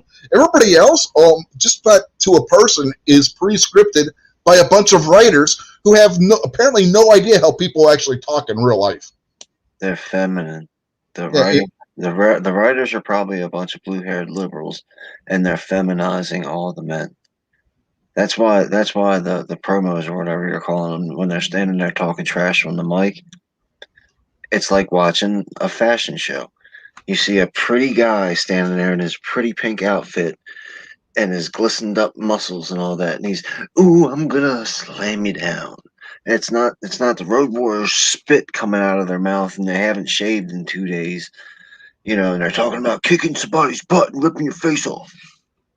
They feminized everything. Yeah. They PG'd everything, if you actually want to get down to it. After the Attitude Era and all the grief that McMahon got for that, and going into the Ruthless Aggression era, they started turning everything PG. They went from the show being TV 13 or TV 14, whatever it is, to it being TV PG. And that's when they really started scripting everybody, because they didn't trust anybody not to be able to go 5 minutes without saying a swear word or some nonsense. And the product has suffered as a result. It really has suffered as a result. You look at AEW on the other hand, and guys let some words slip, but they're not being scripted. They're given an idea. They work with them, they come up with an idea of what they're going to say in the promo, but then they go out there and everything they're saying is coming off the top of their head. So, everybody does it. You're going into the promo, you're getting into, or you're starting to rant because somebody said something and you let a word slip. We've all done it. And that happens on AEW, where somebody will slip, will say a word maybe they shouldn't have said on commercial television, but nobody punishes them for it. In WWE, you do that, you get punished. That's what they make tape delay for. You put a 15-second delay on that, and when Squibby drops the F-bomb, you duck out of it. Mm-hmm. Fuck. You could have gave us the 15-second warning there, Squib. You're supposed to be on top of that. Hey, Squib, in 15 seconds, say fuck again. No, that's not. That's nothing say you did. Oh, fuck. You just said it. Oh, shit. Now you're all saying it. Delete. If every single radio station on planet Earth can figure out a tape delay, multi-billion-dollar WWE can figure out a tape delay. Oh, yeah, no doubt. But honest to God, if you accidentally say a word that you're not supposed to say, they will You will be punished in WWE. AEW, TNA, New Japan. Hell, New Japan, they swear all the time on that show. I mean, is that correlation or what? Because, we know that Steve Austin was cracking beers open and slinging beer all over the audience. We know that Trish Stratus was standing there with her boobs hanging out and, basically her entire butt showing, slinking around. All the stuff that turned off, the soccer mom letting their kid watch wrestling. Of course, the FCC is going to be watching them and paying attention to what they're doing. Because they know it. As soon as you screw up, we got a huge payoff. Because we're going to say something, and you're going to be like, here's millions of dollars, leave us alone. Oh, yeah. NKJO brings up Scott Steiner's Roid Rage incident. The best Scott Steiner one comes out of TNA, where he's trying to explain math. If you haven't seen that promo, look up Scott Steiner math on YouTube and watch that sometime. It is freaking hilarious. And say what you want about Scott Steiner, but the man is entertaining. He might be off his rocker, but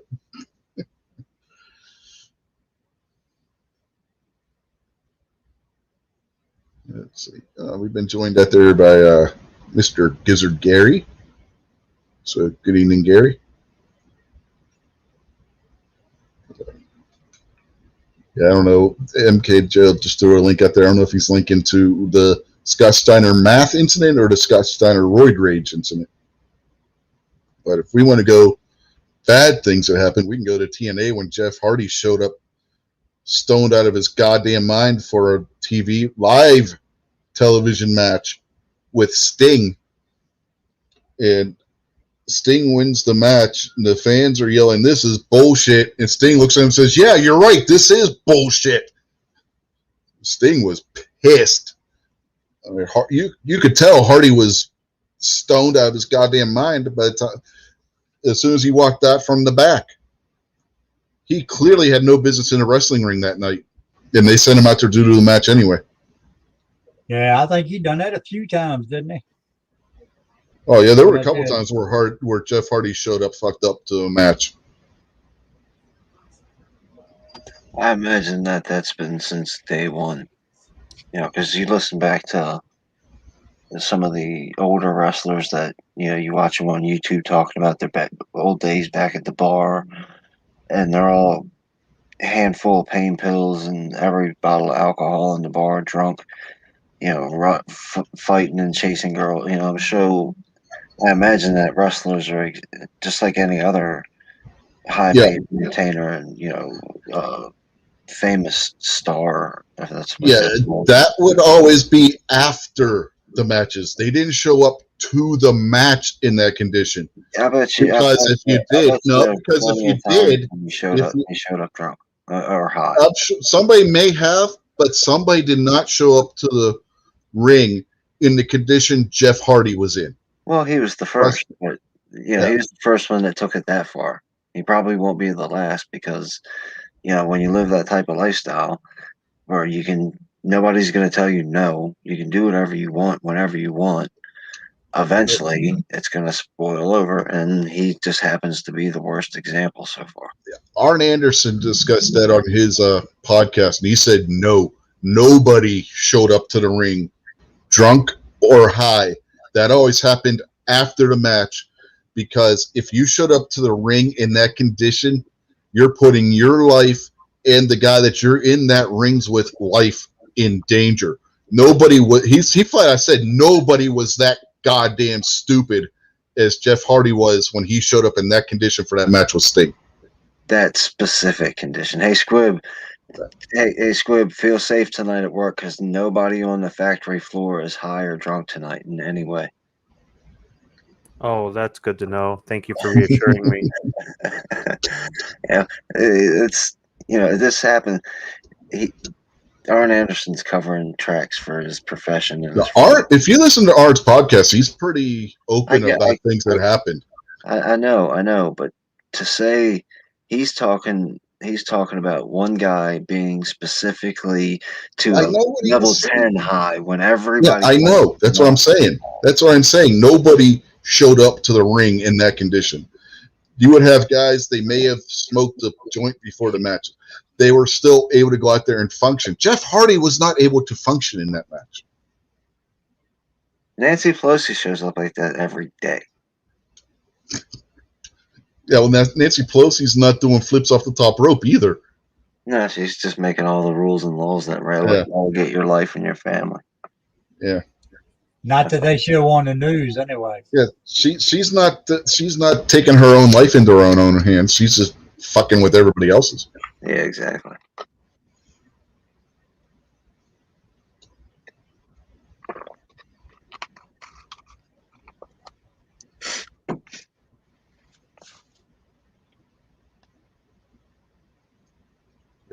Rob says it was normal for musicians. Yeah, somebody made that comment to on a Pink Floyd video, and the band was absolutely pissed off about that. They're like, anybody who thinks that we wrote Dark Side of the Moon while we were high has never actually sat down and listened to Dark Side of the Moon. And anybody who thinks we were stoned out of our minds and we were able to write something like The Wall has obviously never listened to The Wall and totally doesn't get the point of the album. They were angry that somebody would insinuate that they were high when they were in the recording studio writing both of those albums. That's stupid. I mean, why would you? You're synonymous with drugs.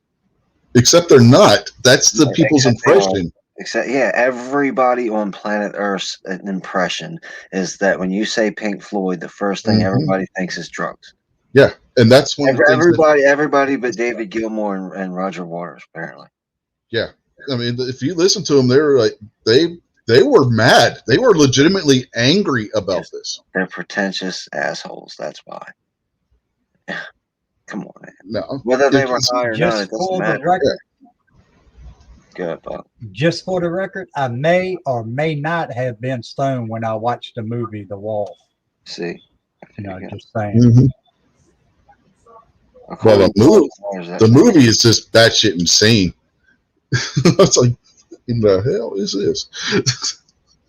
You go to one of their concerts, and they got all this psychedelic, trippy stuff all over the place, and no way, shape, or form are they related to drugs at all. No, not at all.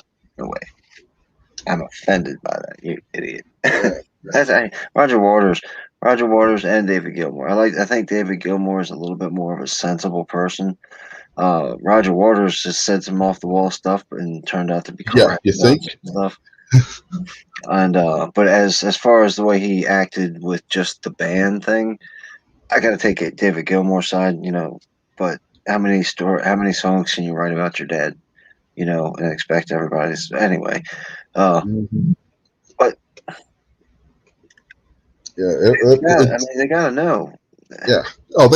But they got a point too. If you think about it, if you actually listen to what the words to the songs are, and if you know the story of Syd Barrett, that's what they were writing about with The Wall. The Wall was about Syd Barrett's decline in insanity that caused him to leave the band.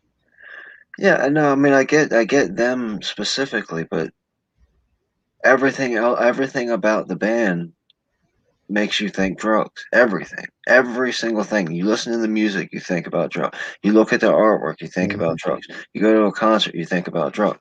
So for them to be all offended that we just may have assumed that Roger Waters was high as it could be when he wrote this song. And why is that? A lot of that comes from the media. If you look at the media, starting in the late 60s, every band was supposed to be on drugs and doing this, that, and the other thing. A lot of them weren't. They just used this psychedelic thing with the bright lights and everything. Because all their fans were high on drugs. Yeah, the fans were. The bands weren't. Exactly. So if you're super offended that somebody's relating you to drugs because all your fans are on drugs and you got a bunch of drug paraphernalia on your stand and you're singing a bunch of trippy music to a bunch of drugged out people and someone just happens to think you may be on drugs and you may like drugs, I don't think you should get offended by it. I think that's pretty stupid. Well, you had the same thing happen with the Beatles when they did Lucy in the Sky with Diamonds. John Lennon showed the picture that was drawn by his son, and people still say that song was about LSD. And I bet you Roger Waters knows a whole bunch of artists, whether they be musicians or dancers or painters or whatever, that did their best work when they were stoned. I know when I listen Timothy to Leary made a whole religion about LSD. Oh, yeah, no kidding. and I know when I listen to Pink Floyd, I have a flashback and get the munchies. No, Roger Waters is offended by that, Buck. I'm sorry, but I do, man. Some good shit back then. That'd be like Jerry Garcia coming out and saying, "I'm offended that people smoke." Like, I smell weed. Stop the concert until someone puts out that marijuana. I'm not going to proceed. And if he comes back and starts saying any of that stuff, man, I'm grabbing my gun because zombie invasion's on.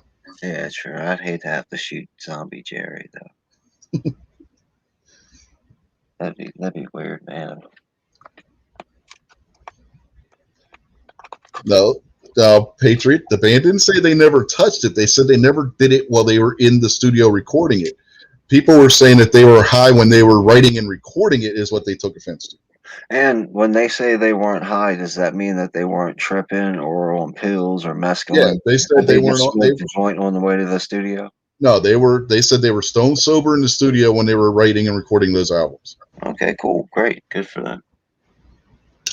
The offense, what they got offended by wasn't necessarily about them being associated with the drug culture. It was about the fact that people thought that they were doing it while they were recording the albums. Because they're 100% associated with the drug culture. Mm-hmm. Oh, what rock band isn't? Well, it was just like the Doors. Jim Morrison come out there so drunk he couldn't even talk, but he could sing somewhat. He makes some noise. Yeah. Oh, he was talking about Bob Ware from the Grateful Dead. Okay.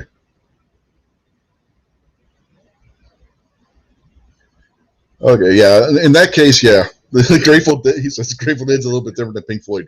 The Grateful Dead's a lot different than Pink Floyd. Yeah, Grateful Dead's a lot better. Yeah, that's your opinion. That's the only one that matters, so. No. The Dead had a couple of good songs, but I won't sit and listen to a whole album of theirs. Well, you don't got 17 hours to listen to a whole album. It'll take you 2 weeks to listen to a whole album. Touch of Grey, Truckin', that's about it. That's the only two songs that I can tell you the names of. That's because the only two songs they ever played on the radio. The only two songs that I really listened to. I mean, I had a friend who was a big Grateful Dead fan. How many more songs than The Wall and Money can you name that Pink Floyd wrote? Quite a few, actually. Well, I'm asking. I'm not trying to be sarcastic. No, I know. I'm saying I can name quite a few Pink Floyd songs. Okay. I mean, do you want me to name Pink Floyd songs? No. I mean, I take your word for it if you wanted. No. I thought you were wanting. That's what I was asking. Do you want me to? Or, oh yeah, Casey Jones. Okay, that's 3. That's the other radio song. Yeah. See, but I didn't remember that one off the top of my head. So, but yeah, that was a decent song of theirs too. But that's it. 3. Touch of Grey, Truckin', and Casey Jones. That Casey Jones was the first one that popped in my mind. Yeah, see, I completely forgot about it.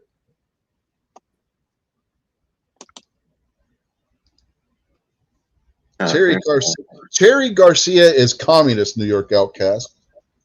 Ben and Jerry's are communist bastards, and they can go fuck themselves. Sadly, Jerry Garcia would probably approve of the communist stuff. Mm-hmm. Probably all about it. And he'd be a pretty good communist too, because he'd actually, for like the first 2 weeks, he'd play into like the whole community thing and want to give up his money. Then he'd see everybody's a deadbeat, and he'd go back to his $1 million mansion and be like, "Screw this communist stuff. I'm going to be a politician." Yeah. Now here's an interesting question. Does anybody here think that Bernie Sanders' problem is that he went to too many Grateful Dead concerts when he was a kid? No, because I went to tons of Grateful Dead concerts in my lifetime. Well, you didn't go to them in the 60s. They exactly, believe me. The ones that I went to are much better than the ones in the 60s. I think Bernie got burned out at Woodstock. Yeah, that was the point I was getting to. He was doing the Woodstock thing. He was going to the early Dead concerts, where everybody was doing all kinds of crazy shit. Grateful Dead concert is an excellent experience. Yeah. Well, by the time Bernie got to be in Congress after going to all them concerts in the late 60s and early 70s, his brain was totally burned out. That's why Bernie's the way he is. We just solved it, ladies and gentlemen. We now know why Bernie Sanders is the way he is. I don't know if Bernie Sanders been chasing little white rabbits. I wouldn't doubt it. I don't know that I'd blame drugs on Bernie Sanders. Communism is way more powerful than drugs. I'd rather legalize crystal meth than legalize communism. It's the combination of the two. That's very true. Communism and meth do go together, and they're both extremely dangerous. That's why you should never do either one. Exactly. Drugs and communism are bad, okay? But, do you remember the South Park album that came out with like chocolate salty balls and all that kind of stuff? yeah. That was awesome. I just thought of that. Yeah, I got it on my computer, I think. What the hell's the name of that?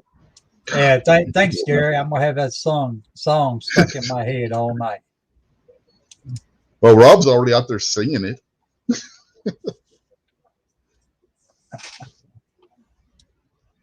What the hell was the name of that South Park album?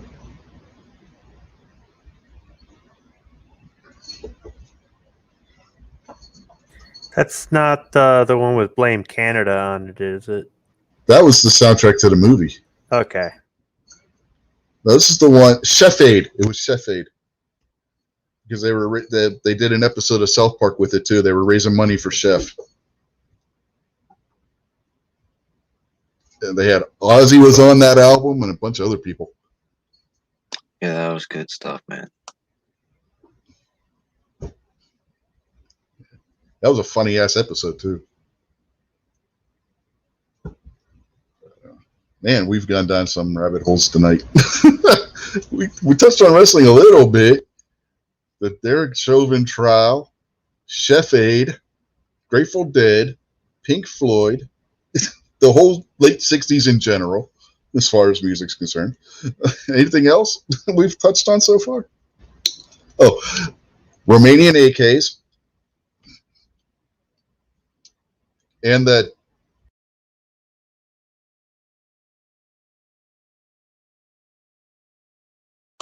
I think your mic just dropped out again, Rich.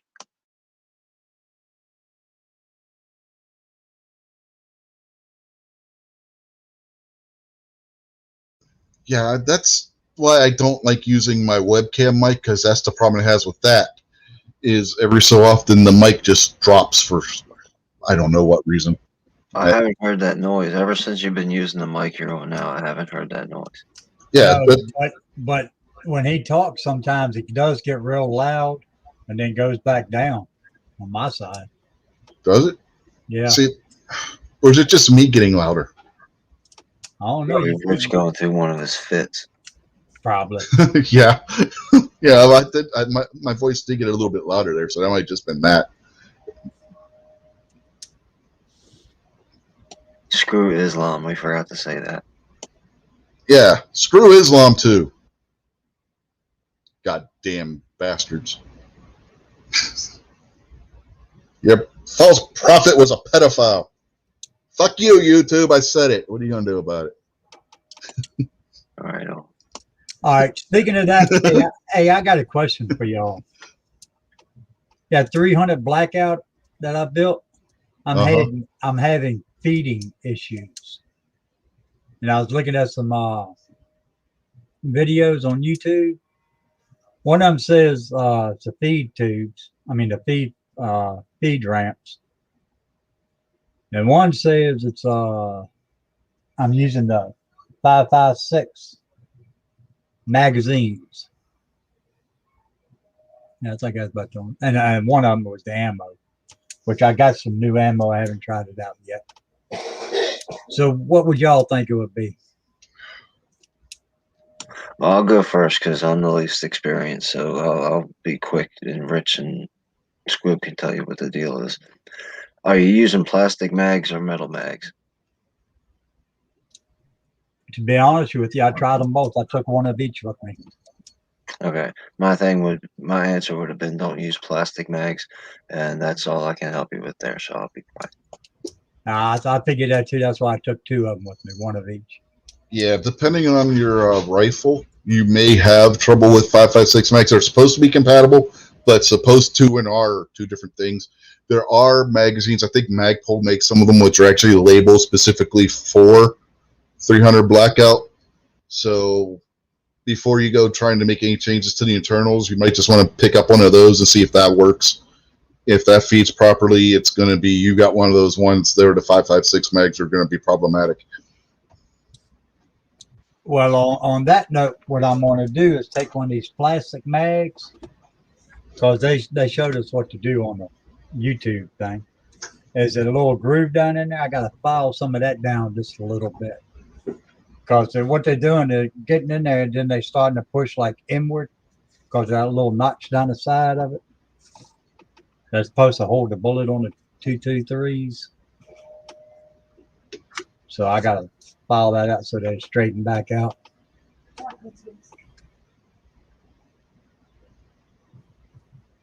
You know what I'm talking about? Mm-hmm. No.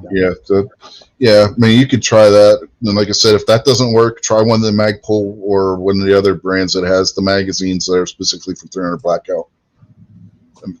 Do whatever's going to be easiest for you first. You know what I mean? Yeah, I already got two of the magazines. Yeah, two of the magazines coming. Yeah, I mean, if you've already got those magazines on hand, so yeah, try filing them down like it shows you in that video. If that doesn't work, switch to the ones that are already specified for being for 300 blackout. Another thing I would do: do you have an AR that's also in 5.56? Yeah. Okay, you're going to want to color code those magazines. Get like colored rubber bands. Oh yeah. I already got two different colors coming.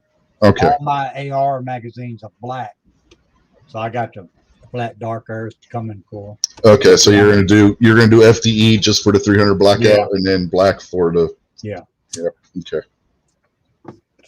Yeah, I thought about that too.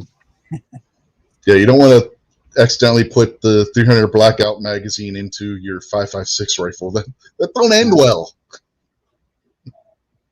Nah. Yeah, I tried that too. But I did give me some more ammo I'm gonna try, because they said they really had bad problems when I was using like a soft tip hollow points, and that's what I bought down there at Tulsa when I was down there. That's all they had. So it's probably a little bit of the ammo, a little bit of the magazines put together.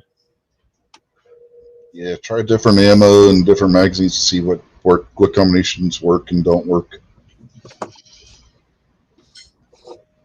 You know, it's like with a 45 ACP and the 1911s. You can have a 1911 that'll run everything, then you'll have 1911s that won't run certain magazines and certain ammunitions. So it's like, and the best part about the 1911, the more costly and tighter fitting the gun is, the more trouble you can run into with it, because they weren't designed to run it as tight a tolerances as what some people are running their 1911s at now with the competition pistols and everything.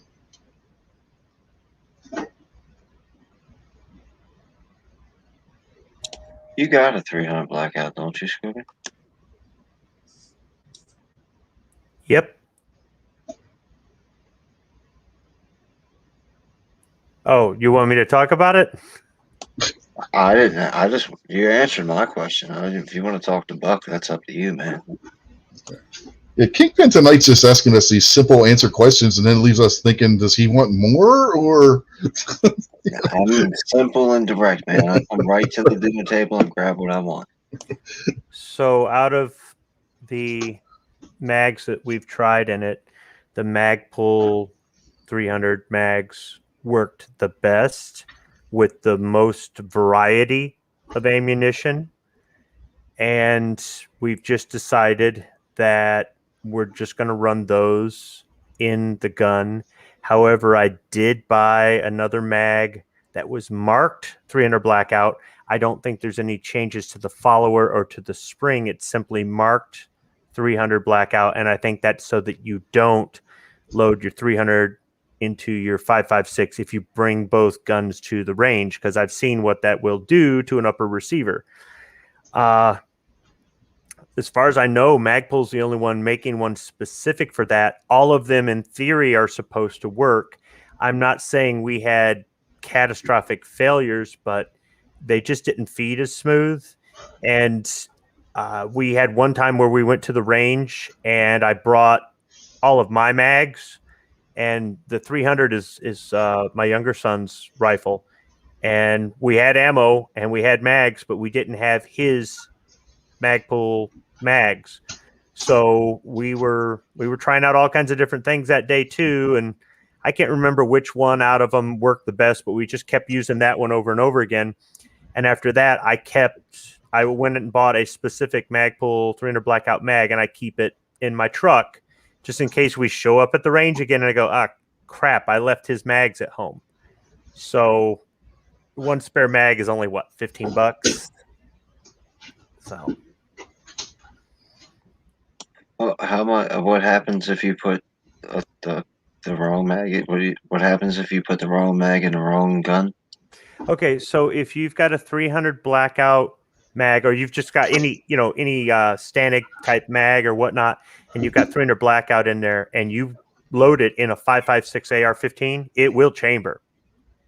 And when you fire it, it will bulge that upper receiver where your dust cover is. That's going to come out at it's almost going to make the top end of it diamond shape. I've got a short video where I show a still picture of what it looks like, what an upper receiver looks like after you fire it in there. It'll bulge the entire upper receiver and it's destroyed. I mean, I suppose you could salvage the barrel and some other parts, but the actual aluminum casting for the receiver is done. Yeah, I've seen them where they trashed the barrel too, bulged the barrel. So yeah, see, I wasn't sure about that. I didn't ask the guy to take the handguards off of his gun so we could inspect it, but yeah, right there at the chamber, it fucked the chamber all up and everything.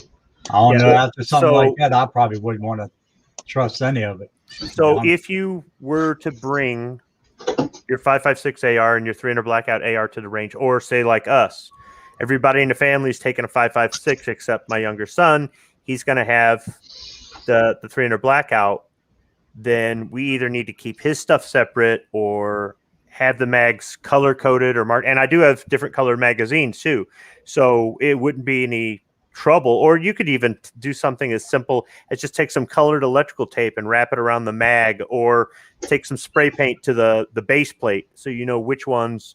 Quick identification. Although visually you should be able to tell, and if you're at the range, you're not doing speed drills or anything. You're not returning fire, or so. I mean, you can take your time, and that's really just something where it's easy to get distracted if you're at the range with a new person or something like that, and they're really taking up a lot of your time. You're trying to do some shooting for fun too, but you're trying to help them out, or somebody's got a weapons malfunction and you're the go-to guy, or whatever it is.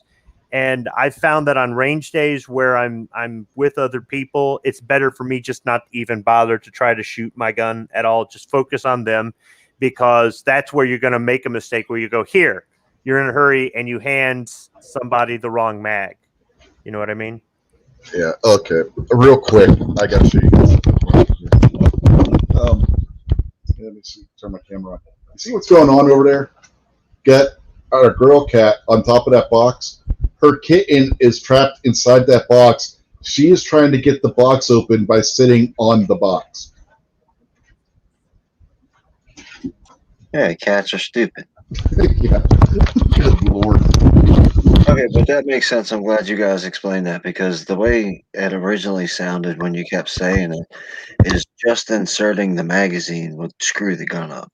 But you're talking about firing it with chambering and firing. Yep. Yeah, Okay. yeah. It's not supposed to chamber it, but it will. Now, I haven't tried the other way around.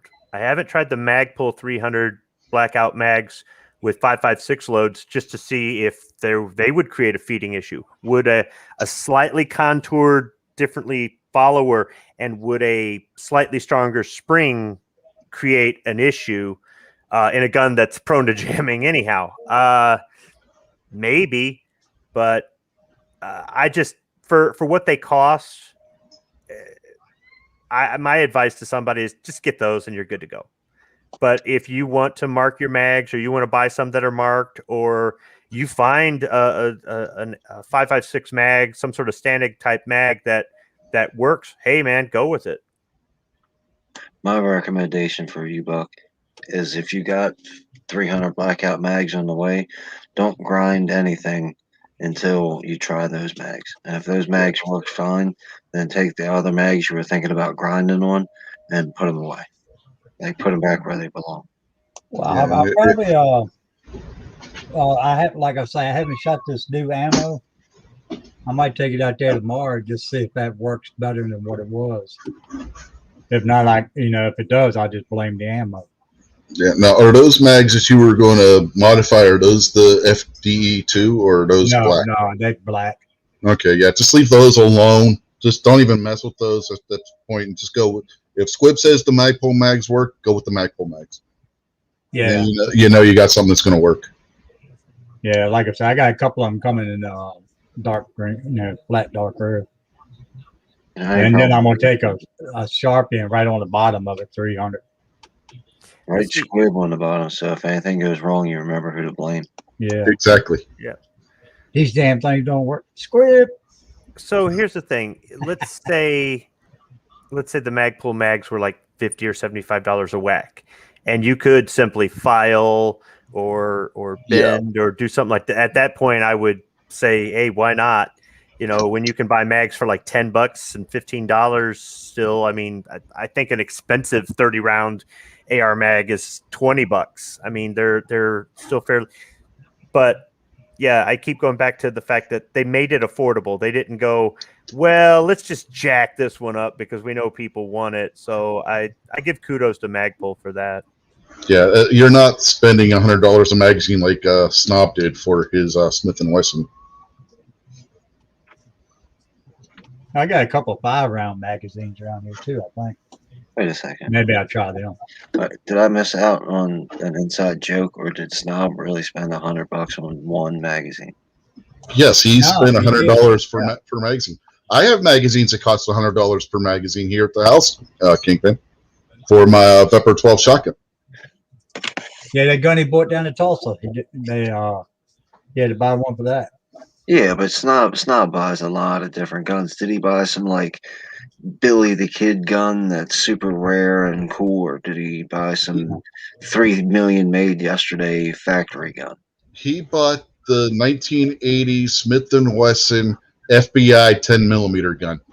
Okay, so that makes sense why the magazine. It's a rare piece and it's collectible. Yeah, they didn't make very many of them. All right, okay. I was about to say that doesn't sound. I know Snobby likes to buy a lot of stuff that's unnecessary, but Yeah, $100 for a magazine don't sound like Snob. Yeah, the reason why the magazines for my shotgun cost $100 is because you can't import more of them. There's U.S. made ones, but I haven't tried any of those really. But so I don't know how well those work. But I'm not so sure. I do have an SGM 10 rounder. They work pretty well. But if you want the actual Russian magazines that you're supposed to use with the shotgun, they're over $100 a magazine because of the fact that Moat got themselves in trouble by trying to help out Kalashnikov concern and added to the banned import list. Yeah, when we was down there, he did find one online for like $28. But compared to everybody else, was $80 to $100. I think he turned away from that one. Is there a lot of that stuff that you buy? You buy a lot of that old collectible stuff. Is that stuff expensive, Squibby?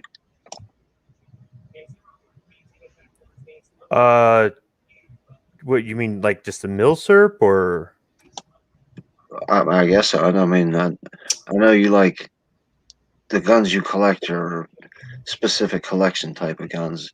You know, you say you're searching for parts and stuff like that for this or that and the third. Is that kind of stuff usually expensive, or is it relatively affordable? I mean, expensive that's kind of a relative term itself. For some people, they just set a dollar amount and they just go, that's expensive. For me, I guess I look at, what am I getting? It might be expensive because it's rare. It might be expensive because they don't make this anymore. It might be expensive because they had to spend money to tool it up to make a reproduction part. It might be expensive because it's in good shape. I don't buy them to be wall hangers, and I don't buy them to set in a safe and gather dust, although they do a lot of that. I'm kind of in between. I want to keep them original, and I want as many original parts as possible, whenever it's feasible, but I still would like the ability to be able to shoot them whenever I want, if I want, or not if I want. Like right now, some of the parts that I can find for one of these Japanese rifles are original. These are 1940s components. They're going to be old and rusty, but they're also going to match the rifle, and they're going to be original. And then there's other stuff that it's either way too expensive, in my opinion, to find, or it's too difficult, and the reproduction is there. And even then, the reproductions are kind of pricey. But if you're trying to complete a rifle, like this thing's missing 3 screws. Okay, so I've got to spend $20 for 3 screws. Is that expensive? Not really. But for somebody else, they might go, $20 for 3 screws. You're crazy. I guess it's just a matter of opinion. Some of it too is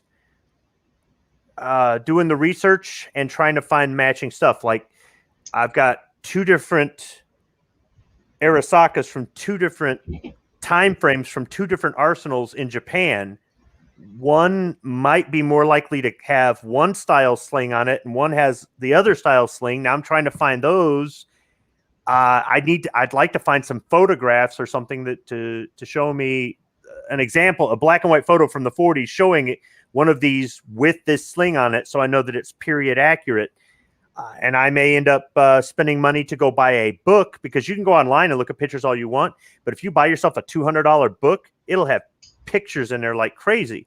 Somebody might go, $200 for a book? I've got some, but if you want to study your milsurps or your collectibles, your antiques or whatnot, some of those resources cost some serious money.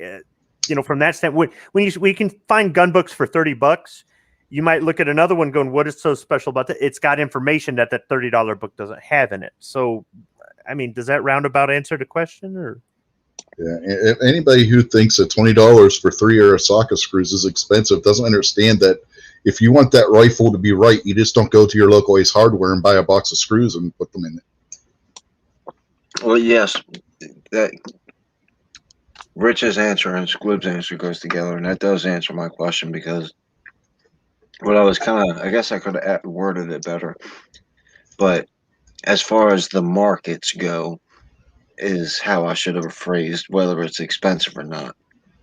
Not expensive in the eye of the beholder. One man's $20 is another man's $2 million. But as far as the markets go, like Snob's magazine's $100, and apparently it was, hey, $100, that's a great deal. Where Squib's screws are $20 a piece. $20 for 3. But that's what I was just trying to get a gauge of where the market is for milsurp stuff compared to some FBI gun that Snob just bought. Okay, so the reason Snob's mags cost that much was probably because only one company made the mags when they made the guns, and they probably didn't make a whole lot of spare mags. Like if they made, say, 50,000 guns, they might have only made 75,000 mags or some crazy thing like that. A good example, look up a gun called a Bren 10.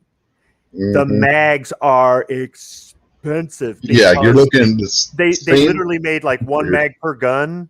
Yeah, you're looking at the same time period, the same style gun, essentially, both 10 millimeter. They didn't make a lot of mags for 10 millimeter handguns back in the 80s. Well, the car market kind of works the same way. That's how I'm gauging the whole milsurp versus other stuff. Okay, You so you can go buy a 900 cubic inch engine all day, every day, but if you want to buy a 1976 900 cubic inch engine, there's only 5 of those left on the planet. So, or I'm just making up numbers right now, but I get it. Yes, you guys answer my question. So to give you an example, so when my wife bought me my Martini Henry, they were going for about $500. This is a 19th century single shot lever action British rifle. Okay, this is an antique gun, and they had them marked down to $350.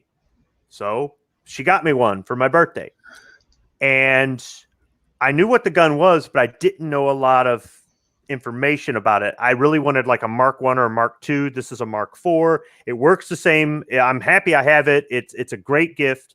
But then I found out that you can't buy ammo for it. Two companies used to make ammo for it, then one, now none. You have to buy all the reloading equipment and make them yourself, and I can make them for about $9 a shot. So I got this antique gun, no 4473 or anything, because it's made in the 1870s. And some people might go, oh, cool, I can bypass whatever. All right. But to make the ammo myself, just the raw materials, not even the cost of the dies and the press. Fortunately, I had all the equipment. I just needed to get the dies. It cost me about $9 in bullet, brass, powder, and all that, right? And I decided to start accessorizing it. Well, I wanted an original bayonet and scabbard from the 1870s for this. The bayonet and scabbard cost just as much as the gun. Now the gun's going for $800. And I've seen some more of the bayonets come into stock. They haven't gone up or down in price. And that's not me saying, ooh, look at me, I've got money, I spent money. This is to give somebody an idea of what they get into. I got the rifle because I wanted a piece of history. And I kind of really wanted to get in on something like this. I had no idea that it was going to cost me $9 every time I pulled the trigger. And I like to accessorize them. I had to get a reproduction sling for it, and I've been able to find some original spare parts for it. I got an original combination tool for it, but everything on it is so old that you kind of have to search around.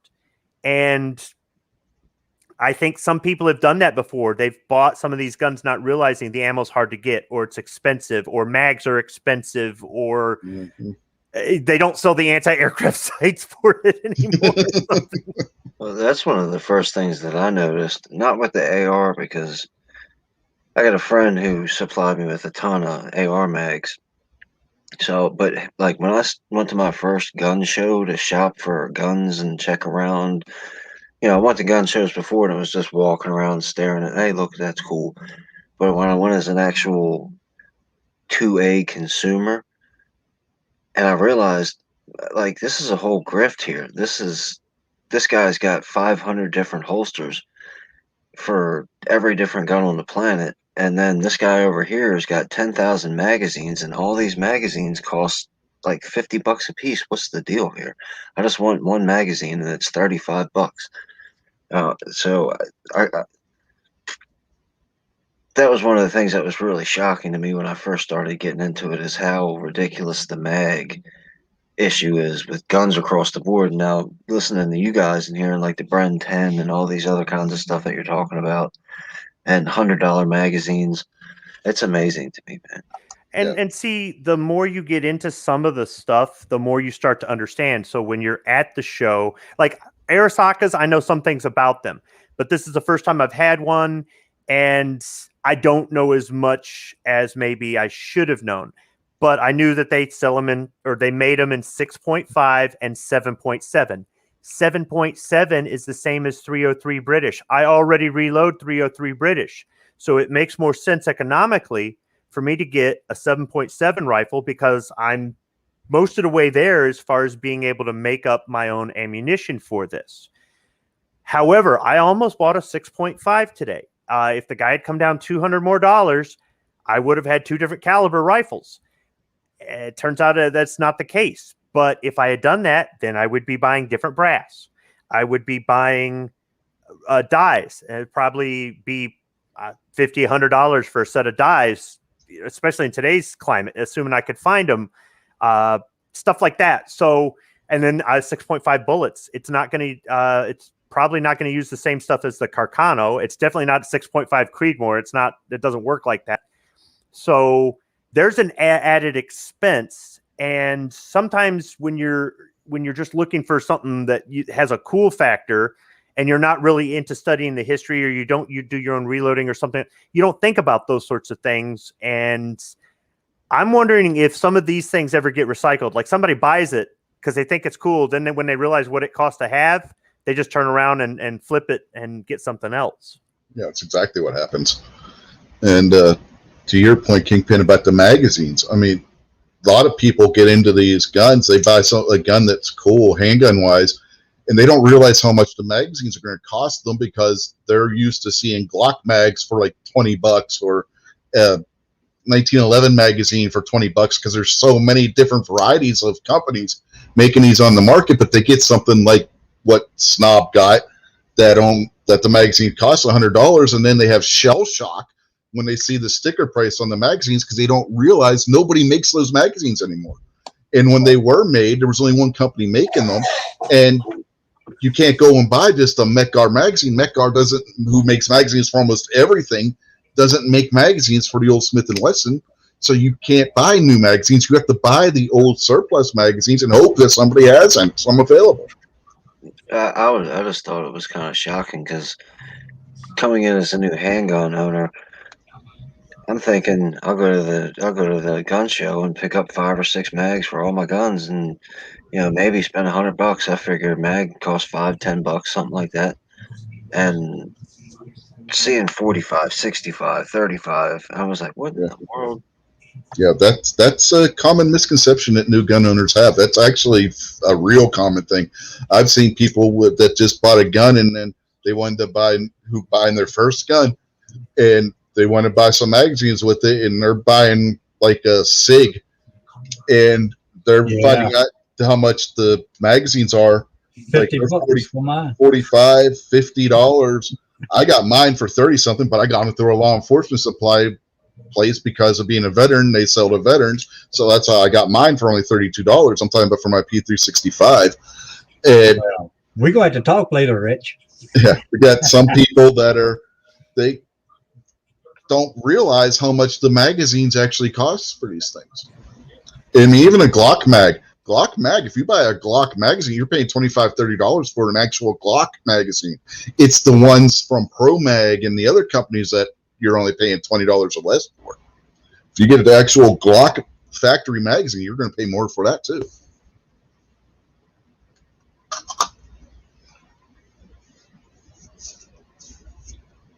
Okay, so with I know my friend, when he first got his first rifle, was the High Point, and all we knew is you could buy High Point mags or you could buy Red Ball mags, and nothing else fit the thing. And so he, found a couple Red Ball magazines and bought them, and they worked just fine. But do you think that it would be a better business environment, or do we not mess with it? Have Glock just produce more magazines? Let's just let Glock make all the Glock magazines. And okay, if John Smith wants to have his John Smith company that, hey, this fits Glock 19, so be it. But should the gun companies take more control over things like holsters and magazines and stuff like that? They license. When you manufacture a magazine for another company's firearm, you're licensing the right to make that magazine. Yeah, sure. I worked in factories where we just changed the same exact products going through. We just put it in a different bag. Yeah, and Glock knows perfectly well that companies like Magpul and I don't remember if Metgar makes magazines that fit the Glock or not, but I know Pro Mag does. The Glock knows perfectly well that these companies are making these magazines. Glock still charges more for the magazine because it has the Glock name on it. And basically, they're almost. If you look at the Magpul mag for a Glock and you look at a Glock magazine, other than one says Magpul and the other one says Glock, you really can't tell the difference. It's a perfectly valid licensed copy of a Glock magazine. They're able to sell it cheaper because they don't have to go through all the hoops that Glock has to with the importation and everything. Now, this is going back to when Glock was still importing their mags from Austria. I don't know if they're still importing the mags from Austria, if they're making them here in the U.S. When you buy the Glock mag, you're paying for the name. That doesn't mean it doesn't work. It doesn't mean it's not good, but you're paying for the name. Yeah. All right. So, well, Scrub, you talk about this quite a bit with your business experience. So, in other words, you would say the market's working like it's supposed to. I mean, kinda. I'm There are without corruption and all that kind of stuff. I'm just talking about the basics.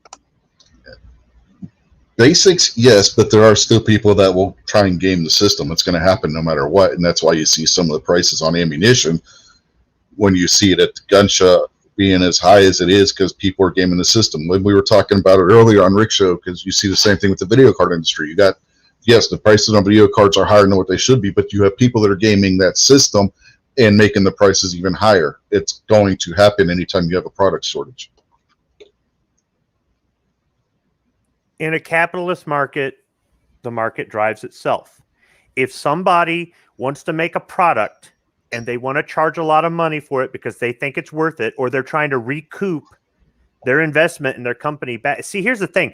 When you make something, if the first year you make it, you're charging a lot of money for it and people aren't interested in it, it's not the hot item, you're going to go out of business. You have to take a loss for a while or diversify, get your name out there, do something. Now, if you've got the new and improved blah, blah, blah, and people are buying this thing faster than you can make it, then you're lucky. That's what everybody really wants. They want to bring their new product to market and they want it to sell faster than they can make it. But it doesn't happen that way. So when you're the only one making that, or it's a real hot item, you have market share. You control the price, you control the inventory, you control all of it. But when other people start making similar items, they can run you out of business because you might charge a certain amount and they can make it just as good for half the price, or they're willing to sell it at a lower profit, or they decide we're going to take a loss for the first couple of years like most businesses do, and we're going to diversify and we're going to this and we're going to that. And they end up surpassing the original manufacturer of this thing because they get that market share. And if you drive the other guy out of business, now you can control the prices. And now you can say, well, that $10 thing, now it's $50. And who else are you going to go to? We drove them out of business. And that's capitalism. But it doesn't always work that way. Sometimes the economy takes a crap. Sometimes something that's popular is no longer popular. Sometimes you have stubborn people who own businesses that run them right into the ground. We've all seen that. You know, they've got a bad business model. They buy that restaurant that's on the corner that 15 other people have bought, and it's all about location. Nobody's going to go there, and you think your idea is better, and then 6 months later, there's another for sale sign on that building. Or you're trying to sell something that this morning on Caliber Corner, we were talking about Bighorn Armory. If I had lottery money, I would buy a Bighorn Armory gun. That's about the only way I'm going to spend $5,000 on a lever action rifle when I could get a quality one for $900 to $1,200 from Henry. And you might go, well, Bighorn sells them in calibers, Henry doesn't, or Bighorn's got more features than Henry. And I'm not saying they don't make good quality guns. And they figured it out that if you put all the bells and whistles on the gun, instead of somebody having to accessorize it later, that's going to sell. But they are stubborn. They make a handful of guns every year, and they charge $5,000 a gun, and they don't care. They're not interested. They don't have the Henry Ford principle of, let's bring this gun down to normal prices. Let's make these things for $1,200 like Henry does, and let's get them in the hands of more people, because that's not the way they want to run their business. If Bighorn Armory goes out of business, I don't care. They did it to themselves. And somebody might go, there's no market for it. There's no reason for them to invest in effect. Really? I don't know, because other companies make lever actions and they sell a lot of them. So sometimes it's a good idea to follow the herd and compete. And then other times you can sit there and cross your arms and go, it's my company. I'll run it whatever way I want. But I have no sympathy for that sort of person. You also have to understand your product too, because there's a lot of car companies out there that make 5 cars every 3 or 4 years because Squibb ordered this specific car, so they spend 2 years building it. But that's also not a lever action gun, which I can go get the Honda Civic version right now. And if I don't like it, I can bring it back in 30 days and get another one. That's where instead of spending $5,000 on a lever action from whatever it's called, Bighorn Armory, I can spend $700 on a Henry and $4,000 on dinner with my friends, or gambling, or whoever, ammo, or whatever else, my kids' college fund. So what you're saying is you're gonna go buy a lever gun and then take everybody out for dinner. Yeah, that's what he said. That's exactly y'all what he heard just that, said. right? Yep, that's what I heard. Technically, what I me said too. is I'm going to take you all out to dinner and I'm going to bring a lever gun because I don't have any money, so I'll be robbing the place when they bring the bill. Technically, that's maybe I had audio issues. So is that a bad advertising campaign? Our guns are so expensive that after you buy them, you're going to have to use them to commit crimes in order to afford anything else. Yeah, Well, that's only hey, I'd buy one if that was on the commercial. that's only if you buy the Henry X, because remember that's the tactical version.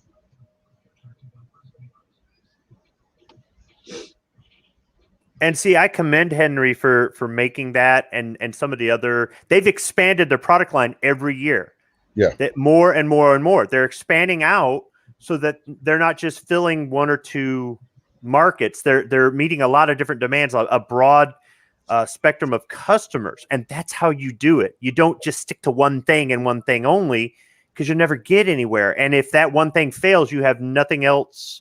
You put all your eggs in one basket, and you have nothing else to fall back on. Diversification is a good thing, but diversification takes time, money, and is a risk. And there are some people out there that are afraid to take that risk. They don't want to take the time. They want their money back yesterday, and it doesn't work that way in the real world.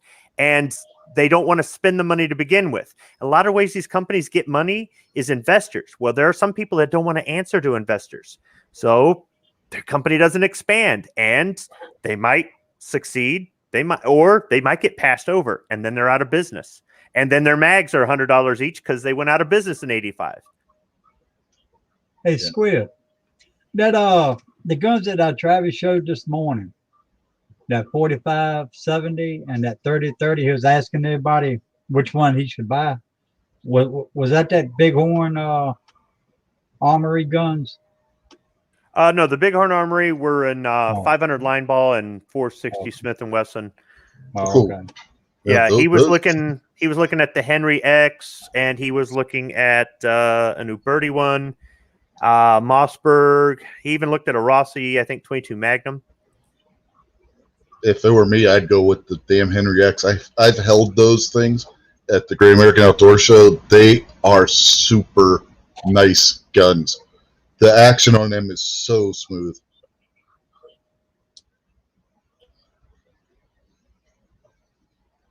They're actually on my list of guns I want. Of course, I already have one Henry. I have one of their 22s. Which, all things considered, if you want to get into a Henry for not a whole lot of money, the 22s the route to go. Their 22s are not super expensive.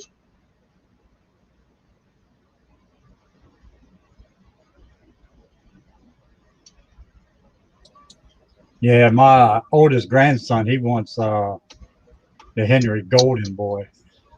I should buy that for him, get my AR-22 back. Yeah, the Golden Boys are a little bit more than the Classic. The Classic has the blued receiver, not the brass receiver. So they're a little cheaper, or I shouldn't say cheaper, less expensive. And they're still just as good a quality as what the Golden Boy is. It's just got a blued steel receiver instead of the brass. And if it comes down to it, you can always get him a brass cover later on that can actually be personally engraved. Henry sells them, and they don't charge a whole lot for that brass cover that goes over top of the blue receiver. And then you can have like his name engraved on it and stuff.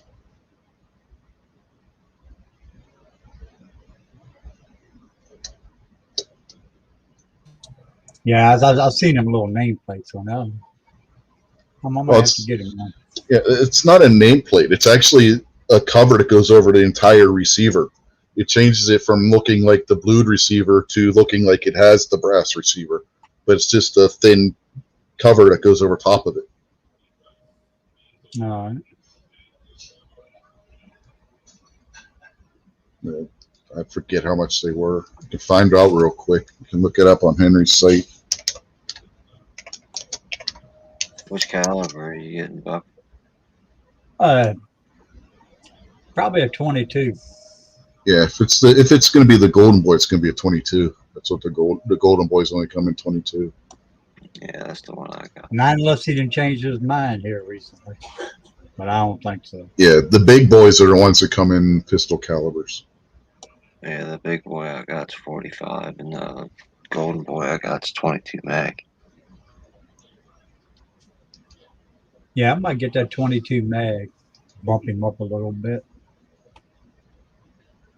Yeah, here it is. Here. Let me go over here. Share screen.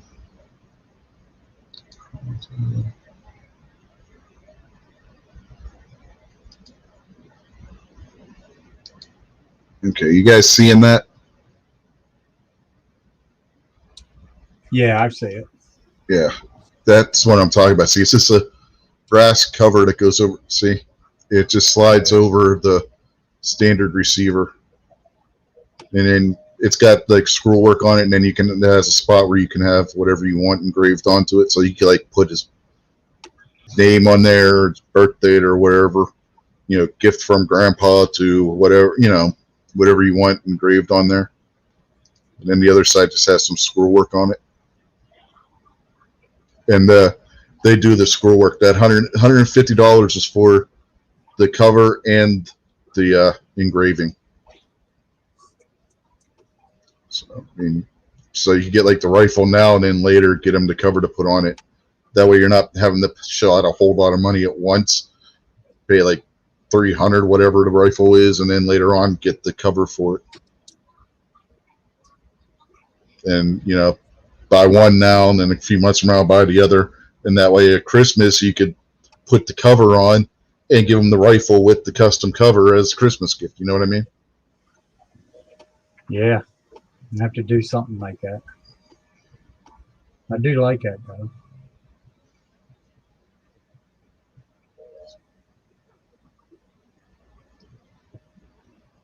It's almost like putting the rifle on layaway if you do it that way. So how much does how much does the golden boy cost? Like if you were to go buy it now? Let's see what the MSRP on those is. I know when I got my classic, when my son got the classic for Christmas that one year, he paid around $200, but he had two discounts from working at Walmart. He got his store discount, plus they got an extra discount for being Black Friday, and Walmart gives their employees extra discounts for Black Friday. Like the classic right now. That sounds a little racist. Black Friday. Yeah. The classic right now, the MSRP on it is $386. So you're probably looking at $300 to $350, depending on where you get it for the rifle. If it's on sale, maybe less, which isn't a bad price. I mean, that puts in the same ballpark as like a 10-22 or something along those lines. And it'll hold 15 rounds of long rifle, 17 of long, and 21 short. So it's got a decent magazine capacity too. Or I can just let him keep that AR-22 and I'll get the Henry for yourself. Yeah, 45-70. Yeah, do that too. And the thing with the Henrys is they are made so that you can put a Weaver mount scope on there without having to put a Picatinny rail on there, what have you. The way they make that top receiver. They are, contrary to what Snob thinks, yes, they do make lever guns to where they are made to take a scope. Yeah, the guy that I got mine from, he had a scope on, I think both of them. Now, Snob throws a fit anytime he sees a lever gun with a scope. But I agree. I don't think it's appropriate. Uh, and especially in my case where it's just a range gun, I'm gonna look at it every once in a while. But I heard Squib talking this morning about putting the scope on for practical purposes. If your gun is practical, and you need to put a scope on it. If you need to put a fire extinguisher and a big belt on it, go ahead and do that too. But just for my practical purposes, I don't think it's appropriate. That's entirely appropriate. I've fired them with the scopes on them. It's a lot more accurate with a scope on it. They also have those covers in silver too, Buck. It's like a sterling silver. So, and it costs the same amount. The brass one and the silver color one cost the same amount. Just throw that out there. So you can choose whichever one you think would look better if that's what you do. And they have the big loop lever for them too, I should say that. I think they do for the 22.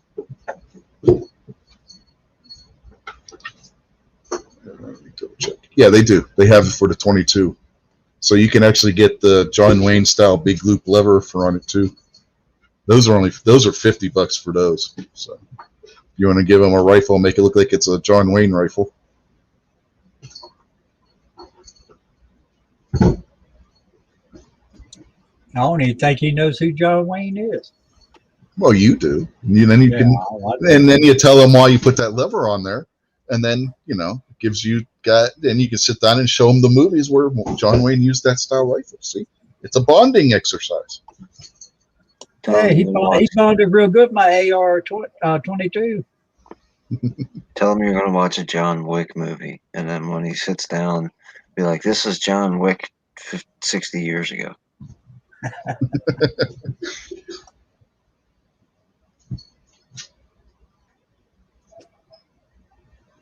Yeah, I guess I shot that AR 22 probably about maybe put 2 mags in it before I took it down there and was playing around with it. Damn, I miss it. All right, so okay, what would you guys rather? What do you think, in your opinion, is the appropriate way to do it? Buy a 22 AR specifically built to run 22, or go with conversion kits? I like the 22 built for 22. Neither. I don't see any reason to own a 22 long rifle AR-15 at all.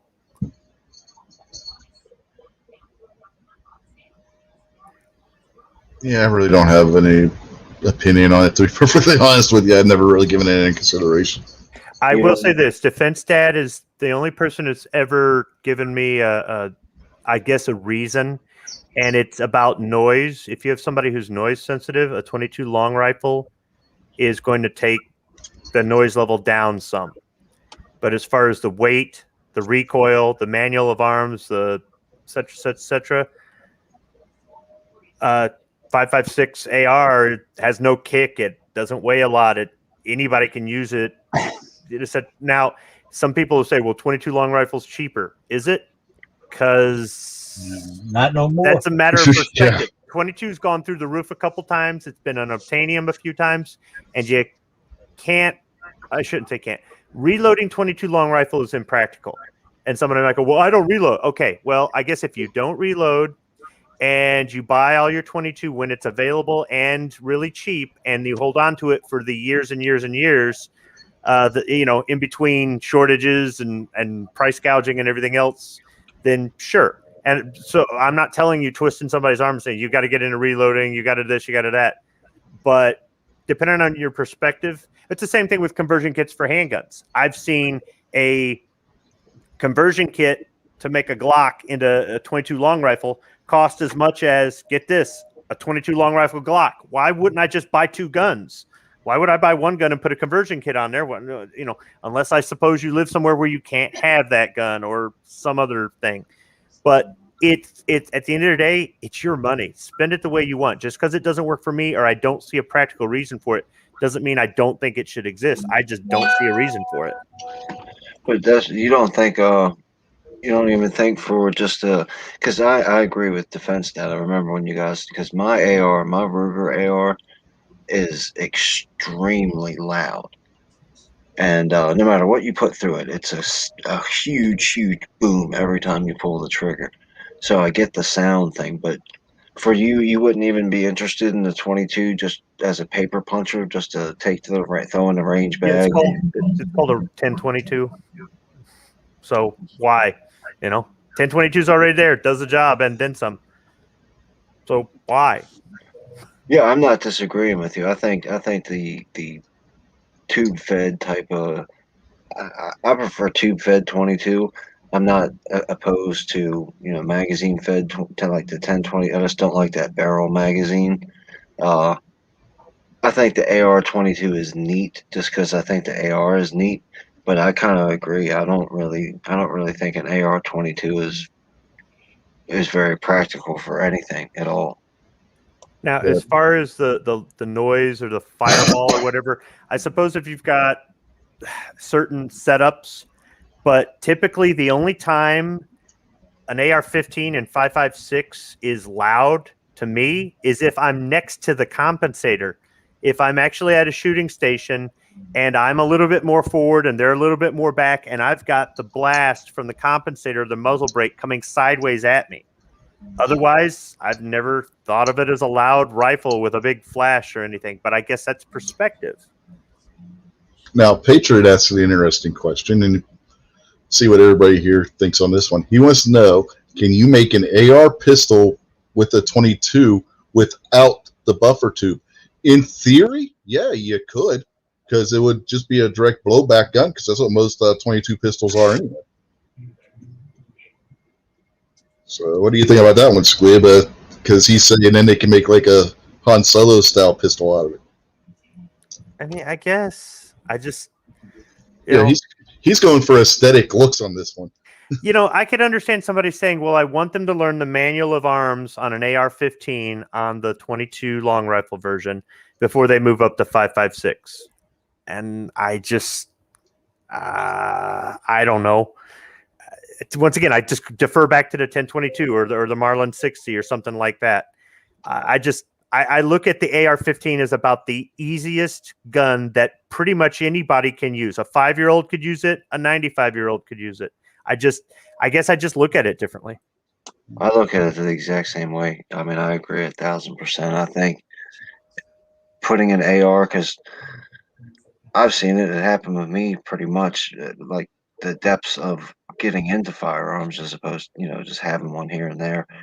The AR-15 is the number one starter firearm out there. Period. Aside from maybe the Marlin Model 60, it'd be hard to say why not start with the AR-15. And even better than the Model 60, you're not shooting 400 or 500 yards with a Model 60. You can do that with a out of the box AR.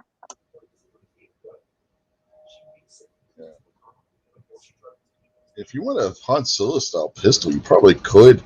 I don't know if you still can, but you used to be able to pick up the Chinese copies of the C96 in 9mm for not all that much.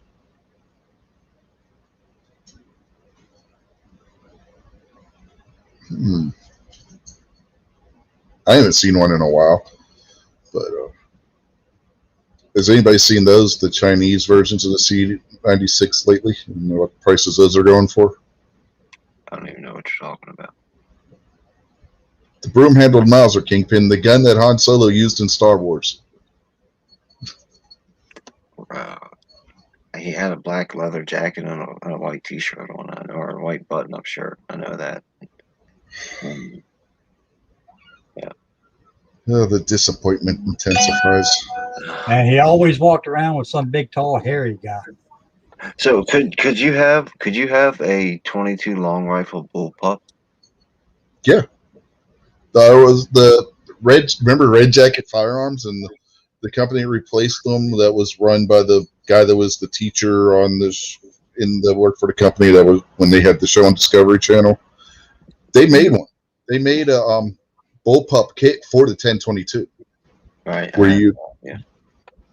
They actually made it for Max Brooks, Mel Brooks' son, who was big into the whole zombie culture. He's written all kinds of zombie novels and comic books and stuff. He wanted them to make him a zombie apocalypse gun, so they came up with this bullpup stock that you could put a 1022 into.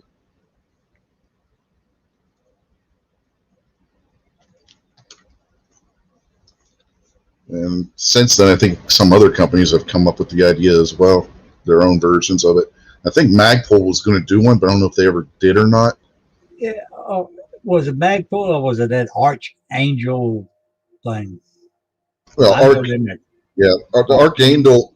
Archangel line, that's a ProMag's stock line. Yeah, their SKS stock is actually pretty good. My son got a Bubba SKS because that's what he wanted for his birthday the one year when he turned 18. So he got that, and he bought the Archangel stock to replace the off the wall, I don't know what brand it was, silly folding stock thing. And this gave it more like an AR collapsible stock and gave it more of an AK kind of look to it. But that's actually a decent stock. I don't like their magazines, but their Archangel stock line isn't bad. As far as the SKS stock, anyway. And hi, Stacy. Yeah, hi, Stacy. Hello, hello, hello. So you guys been having fun? Yeah, we've been talking about all kinds of crazy stuff. I see we're over the grown men in panties. We talked about that a little. But somehow we ended up on a gun chat. We've talked about so many damn different things tonight. I've just been in and out here and there. Yeah, this has basically become the Sunday show where you don't know what the hell we're going to talk about. I'm surprised you're still on. You've been on for a while. I blame Night Strike. He's not here, but remember, everything's his fault. So I'm blaming Night Strike for the way this show's been going tonight. I'm totally shocked that the bunch of us started talking about guns. I can't believe that. Yeah, I can't believe it. Who would have thunk it, right? You know that? It's all Squib's fault. Squib and Night Strike. Just blame Night Strike. Okay, just Night Strike. All right, well, I guess we can go that way. So, what do you think of the 22 as a pistol, there, Squibby? I mean, and not a lame AR. I'm talking about like a handgun pistol. You know, there's 22 long rifle target pistols. I don't shoot them. I don't have a problem with them, but they're Olympic class shooting and things like that. And for somebody who's older, maybe weaker hands, arthritis, something like that, recoil sensitive, that might be their best option for target practice. Maybe they get revolver with the interchangeable cylinder, so they practice at the range with 22 long rifle, but then they put the 22 Magnum in when they put it in the nightstand for home defense or something like that. I mean, there's places for them. I'm not like anti 22 long rifle. I don't really see a whole lot of practicality and a whole lot of use. How many 22s do we have in a family? 1, 2, 3, 4, 5. I think we have 5 22s between the four of us. And I mean, I will say this. There was a time where I didn't have a 22 and I was trying to show some new people how to shoot, and I really wish I did. So I would say in some ways it's good for somebody who's terrified of guns. It's good for somebody who not a lot of hand strength, and of course hunting. Right? There's certain applications with it where you're going to want a 22 if you want to have any meat left on the on the squirrel or whatnot. So I'm not saying it's useless. It's just there's some things for me that like okay, I know some people that wait until their kids are like 10 or 15 years old and start them off on a 22. I start my kids off on a 38 revolver at 5 years old.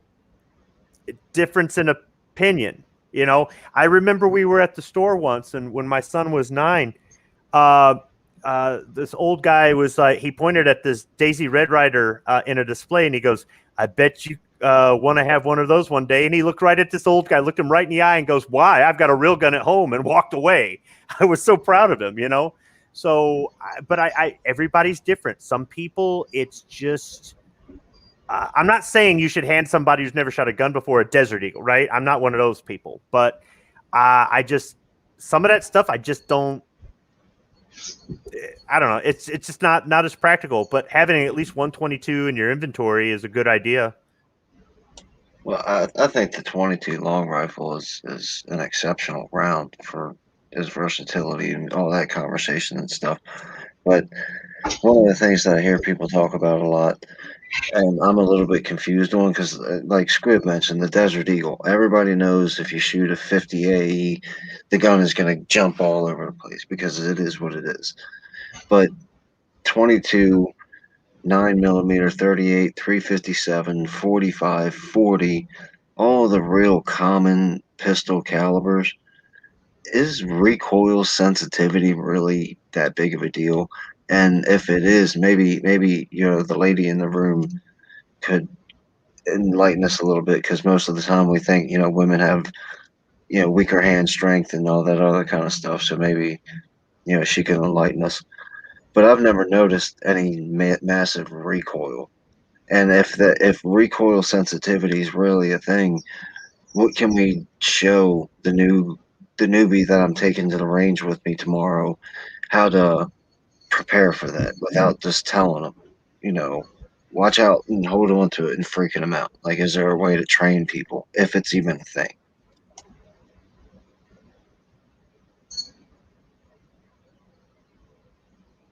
That meant that Stacy was supposed to start talking about last. Well, I didn't hear the very first part of it. Is recoil sensitivity a thing that you have to deal with? Being a woman, and supposedly, you got weaker hand strength and all the upper body strength and all that kind of stuff. So is recoil in common pistol rounds really something that you're concerned about? It isn't really too much now, but when I first started shooting guns with Kent and stuff, it was because I didn't like the way it would recoil. And the only one that I was ever comfortable shooting was the Ruger 22, because obviously there's not much of a recoil. So it kind of is for me. And okay, now what do you shoot now? Are you comfortable with shooting a 45 right now? I'm trying to think whether I think I've shot the 40, but I don't know if I've shot the 45. Hang on. What caliber do you carry? Do you carry what, 9mm? I guess the dog's still barking. Yes, you had to go because of the dog.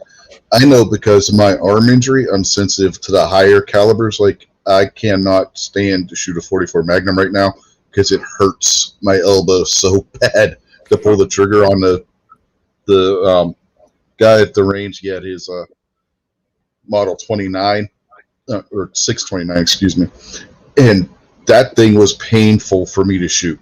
Yeah, but you knew that. I'm sorry, Squib. Go ahead, man. Well, with that, you can hand load 44 specials. You can do light load, and that'll. There are all kinds of ways. That's why I specifically stated 44 Magnum, Squib. I know about the 44 special and all that. That's why I specified the 44 Magnum part. But I think it's just a difference in, like, my arthritis has started to get worse, and I've noticed different things. But I can still one hand a 44 Magnum, and it doesn't bother me at all, where somebody else it does. Or somebody might not be as recoil sensitive, but they go, this gun is just too heavy. It's just like when people hand me their little guns. I can't stand shooting those things. They're snappy. They don't fit right in my hand. I get slide bite. And I'm going, this thing is junk. And they go, this is the best gun in the world. Well, they got little girl hands. It's like, dude, I can't help you got bad DNA, man. Just, so I think we're all just different. Having the variety is good for us and for our family members and friends and stuff like that. I don't know. At some point, a 22 might be more of an option for me. If my arthritis gets worse when I'm in my 70s or 80s, that might be my home defense gun. Who knows? Right. And then everybody can go, well, I thought you didn't like 22. And I just never really had a need for it. Yeah, But when you're trying to get a new shooter, you want to make them comfortable. So I think it's good for that. But I don't understand.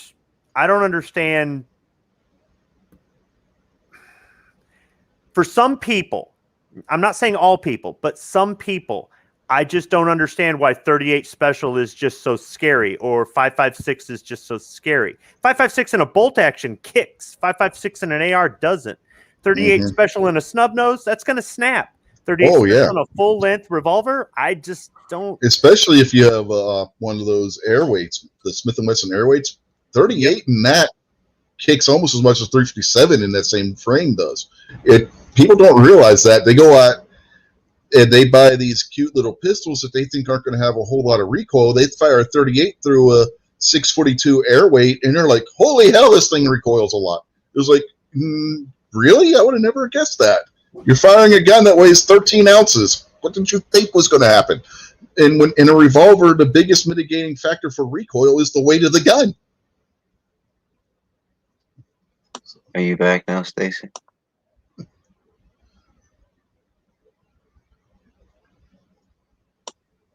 I guess she's not back now. Well, give me one more second. One of the dogs is outside and it keeps barking, which makes these ones bark. So let me get that dog in real quick. Okie doke.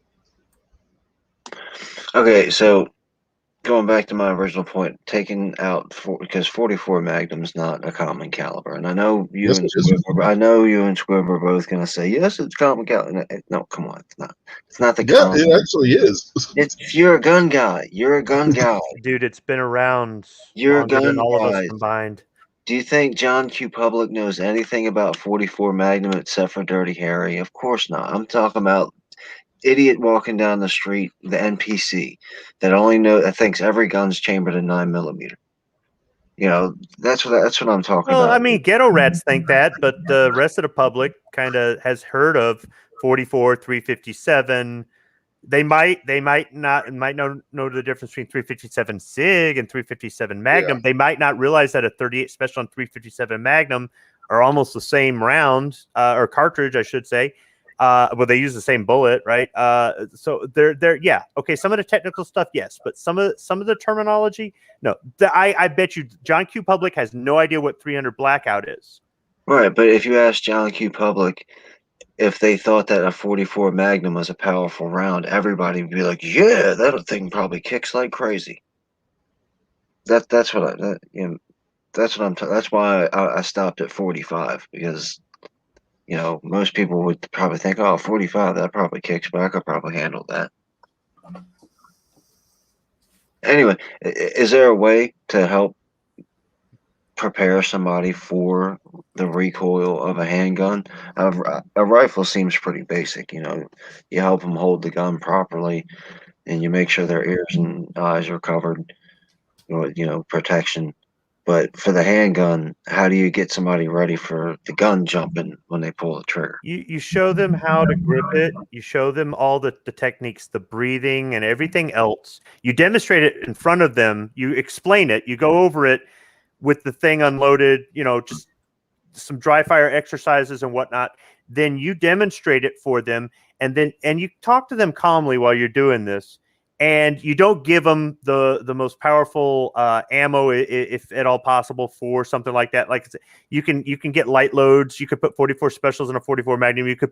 They've got light load 38s. So there are different things that if you know your ammunition, you might be able to even if you don't reload, you can buy stuff that's lower recoil. And just have them shoot it. But here's one thing: don't let them limp wrist it. You've got the people that put the gun right in front of their face. I don't know why they do that.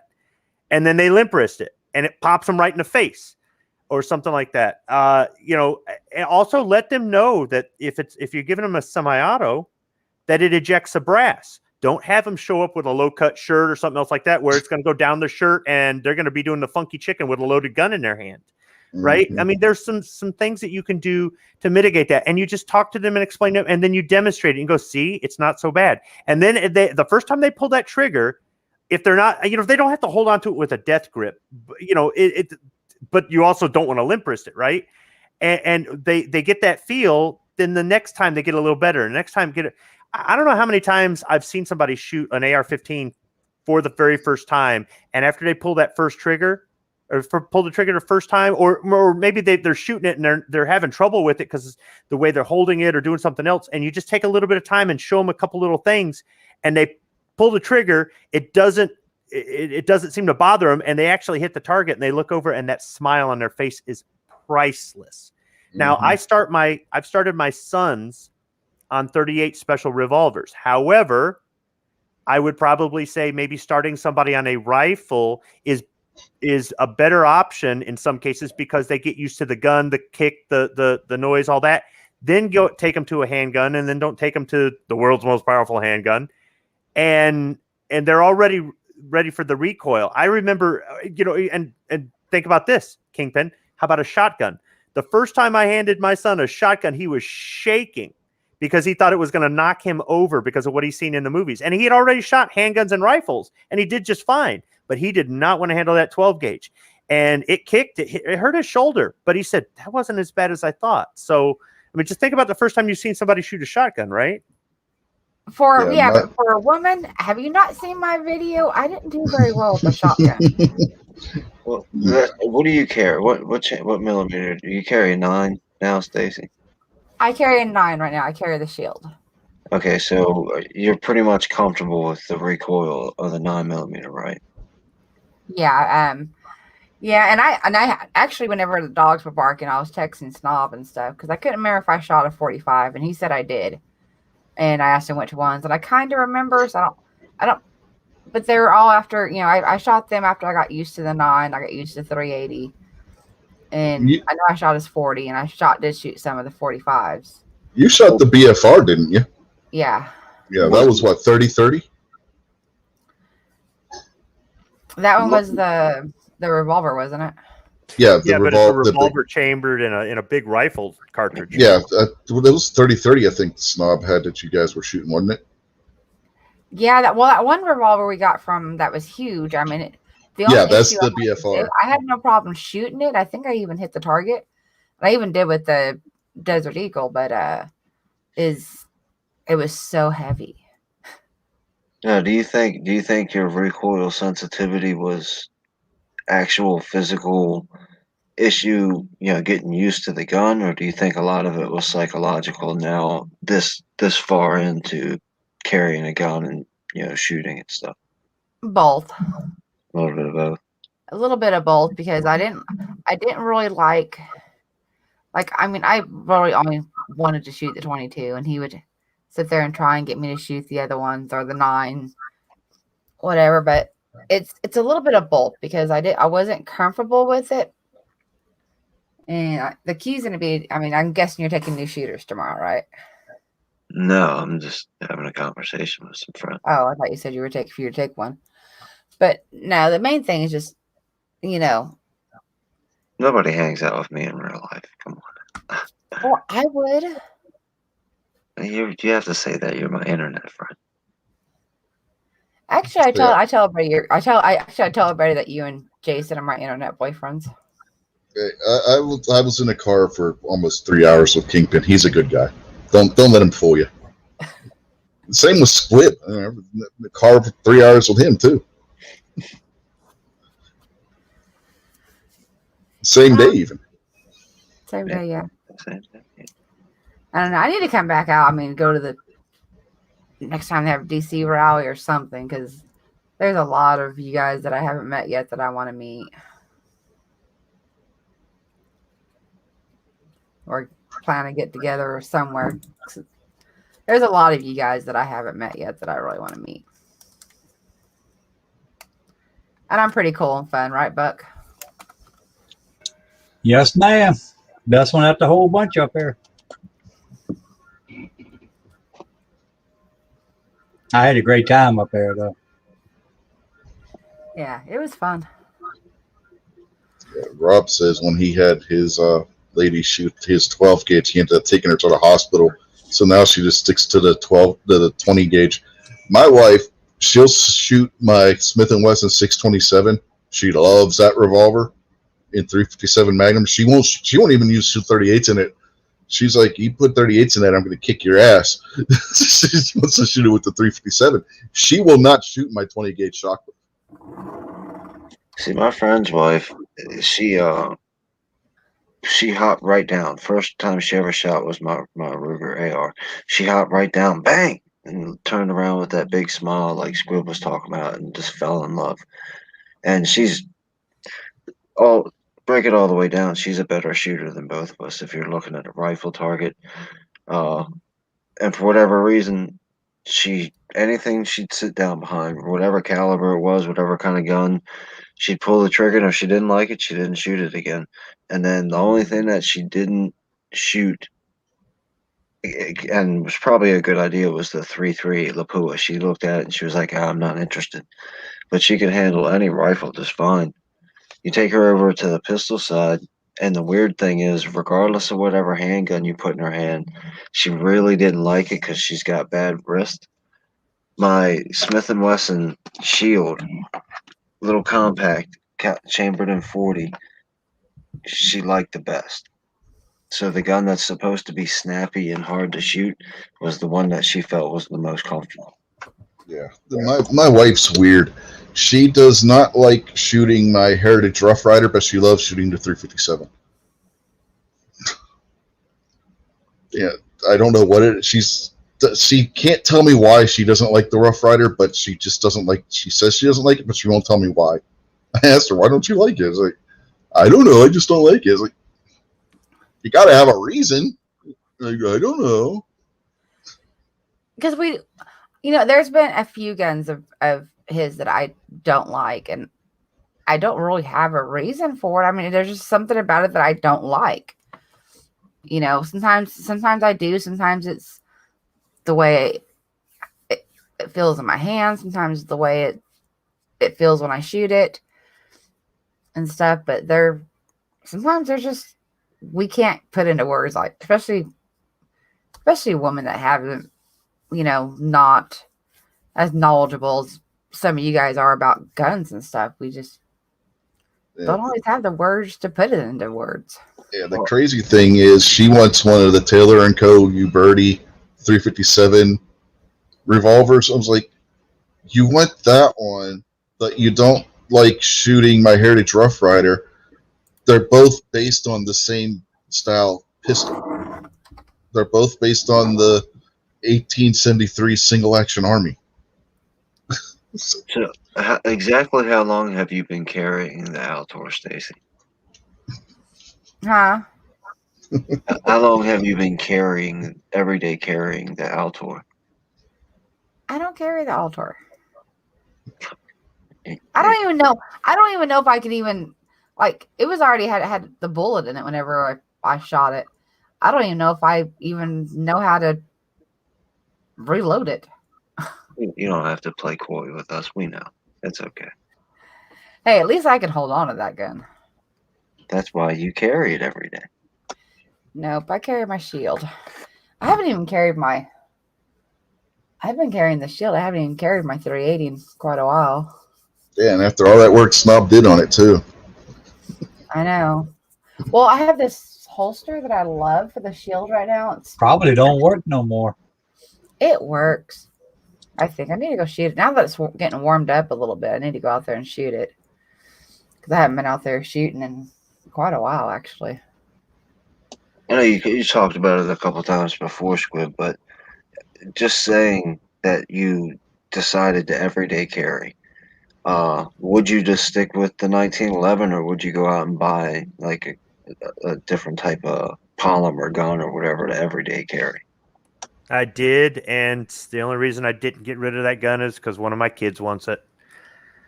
If it ain't broke, don't fix it. There's some people that say they can't conceal a full size on their body. Okay, you got a different body shape. Or there's some people that say they won't carry it in the same position I carry it. Okay, you're concerned about an injury I'm not concerned about. And then there's other people that they say that gun's just too big in general. It's just a difference of opinion. I want what I think is going to work best for me based on, I guess, all right. We all put different priorities on different on all the different criteria for concealed carry. And for me, some of the things that other people put as a top priority are low priority to me. Capacity, not an issue. Size and weight, not an issue. I want something that's going to put the threat down and that I'm good with. And that's the 1911. So if I'm in a situation, I need something, or I want something that I'm going to hit the target with, that's going to do the job, in my opinion, that I'm comfortable with, that it's all instinct. It's all, flip the safety off as I'm bringing it around and everything. For somebody else, that's not the way they do it. So I don't really know that I'm the person to ask about that, but I did try to go away from the full size. I did try to go away from a cartridge that I prefer. I did go with, I guess it's a plastic lower. And I went with a smaller, lighter gun, and I just did not like the gun. The gun is well built. Don't get me wrong. It's been sitting in a safe for what? 10 years, maybe? I don't know. I've forgotten. It's buried back there somewhere. It was a bad choice for me. Real quick, we've got G23 signing out there in the chat now, so Guns and Barbecue must be done with his show. So you couldn't envision yourself getting like a M&P compact and, I don't know, concealed carrying or pocket carrying or whatever like that. That wouldn't fit you at all. Well, first off, the little guns don't do it for me, right? So that's not going to work. So for me, but I'm not, everybody else is different. I'm not saying that I wouldn't go to a 380 EZ at some point, and that might be an arthritis issue and not much else.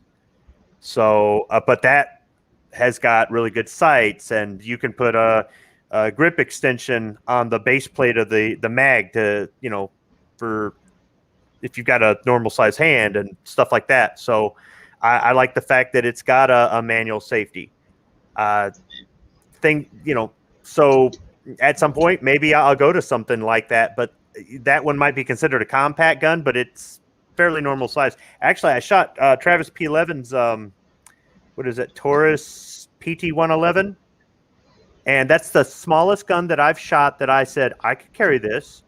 I mean, It was comfortable. The sights were good. I liked everything about the gun. And that one I think is considered a compact, right? That's the same thing as the G3. The G3 is the newer version of that. So that's bordering between compact and subcompact.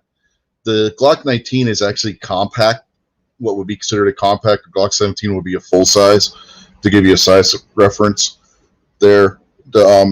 The Shield EZ is a single stack, but yeah, that'll be more of a compact. It's big. It's midway between the subcompact and the compact maximum size there. So yeah, I'm with you on that. I don't see that as being that is a compact. It's not a subcompact as far as the EZ is concerned. And I have one of those, and that's another gun my wife doesn't like shooting, but she likes shooting my Smith & Wesson M&P compact in 40. She doesn't like shooting the EZ in 380, but she likes shooting the compact in 40. I'm telling you, my wife's weird. She doesn't like the light recoiling No, because I mean, sometimes that happens with guns. Yeah, I'm saying she's weird because she doesn't like the light recoiling guns. She likes the heavy recoiling guns. See, that's why she's weird. So I shot a AK pistol once, and I was two-handing it at first, And I said, oh, let me try one-handing it. And I was amazed. There's absolutely no recoil on it at all. So I handed it to my kid, and I go ahead. No, one-handed, do it. And he just stuck it out there one-handed, and he goes, Dad, this is easy. Yeah. You wouldn't, the weight, and the thing makes It's a the weight. fireball. I And was it's playing fire and but you would look at that and go, there's Yeah. no way somebody can one-hand this. There's no way a kid could one. I didn't see it. So sometimes you're pleasantly surprised. You get a gun that this doesn't look like it's going to be any fun, and it is. Yeah. Well, like I said, with her, you put 38s in my 627, she gets mad. She wants the full power 357s loaded in.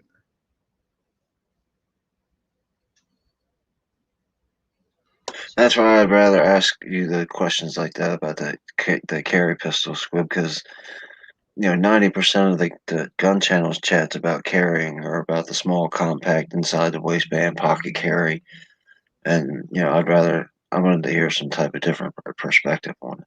So I had a concealed carry permit in the state of Michigan for 10 years, and I didn't carry it every day.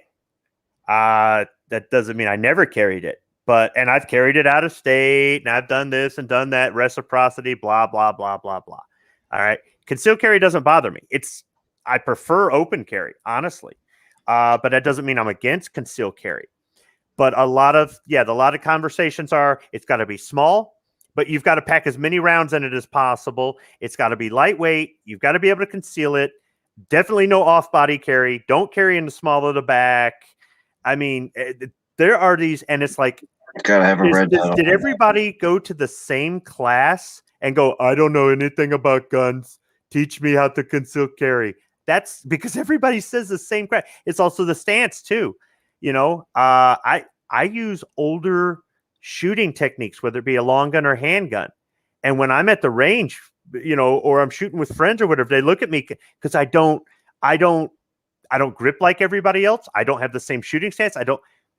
But it works. So I say just do what works. If you think that you've got to carry a small gun and you don't really care for small guns for whatever reason, and everybody's saying, no, man, I went to the Joe Blow school of how to kick ass and you got to carry that small gun, man, you do you. So, what about you? Oh, I'm sorry, Rich, go ahead. I was just gonna say I'll switch off what I'm carrying. Like today, I got my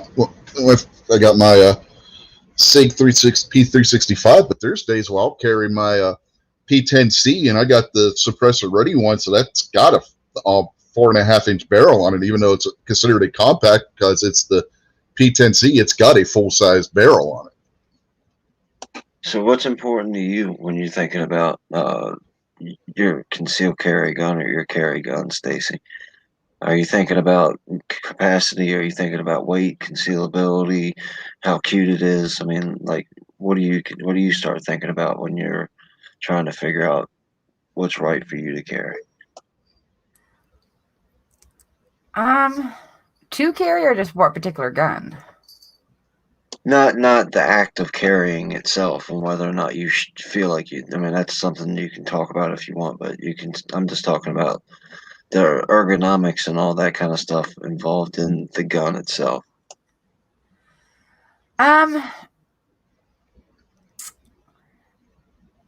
Main thing, I mean, that I care about most times is, if I'm going to carry it on the body, it's how it's going to feel. I don't like guns that are too big because it feels like when I sit down or do stuff, it's too bulky for me.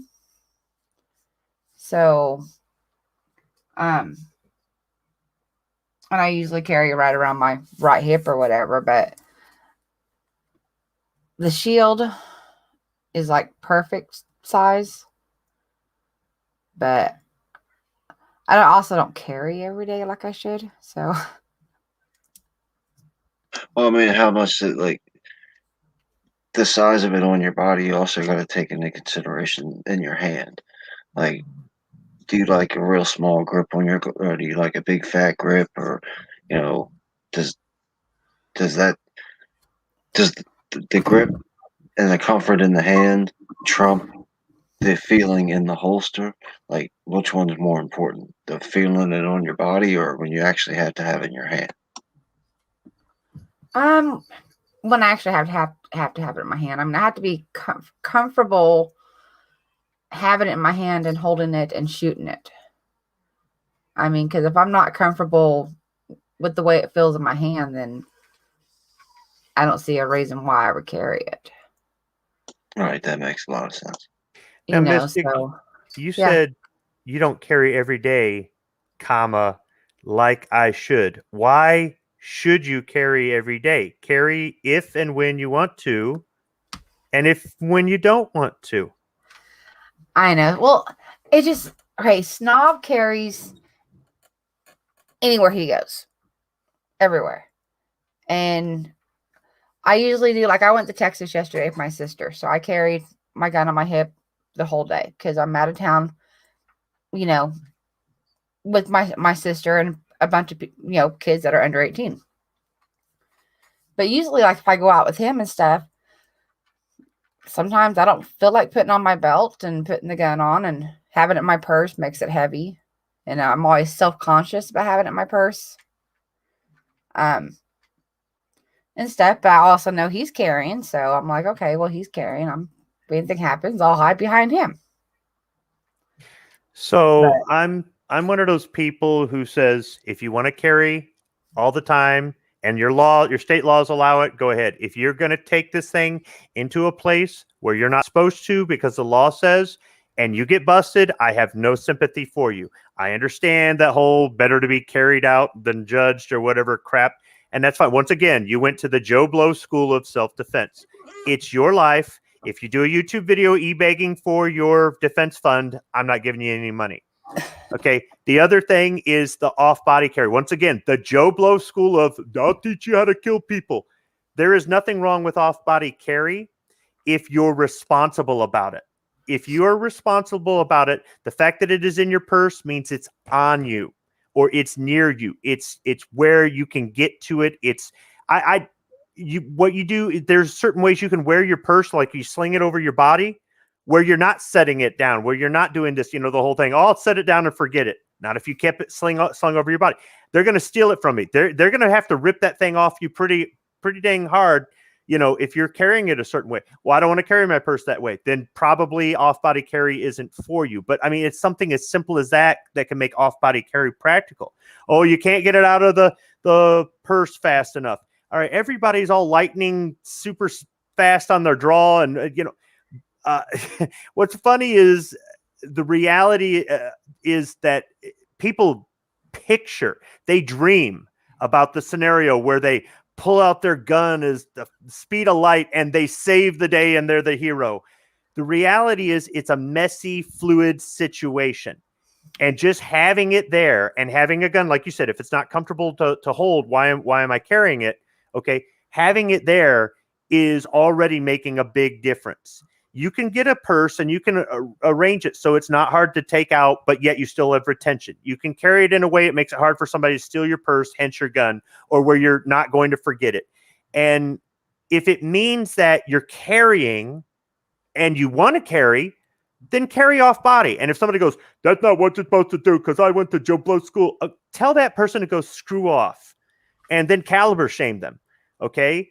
So this goes back to the whole you do you. There's lots of people out there that went to the tight t-shirt, goatee, bald-headed, I'm an expert, listen to me school. And I just don't necessarily agree with those because, they're the same people that say, if you open carry, that's wrong. Or if you don't have this kind of gun, you're wrong. Or if you do you.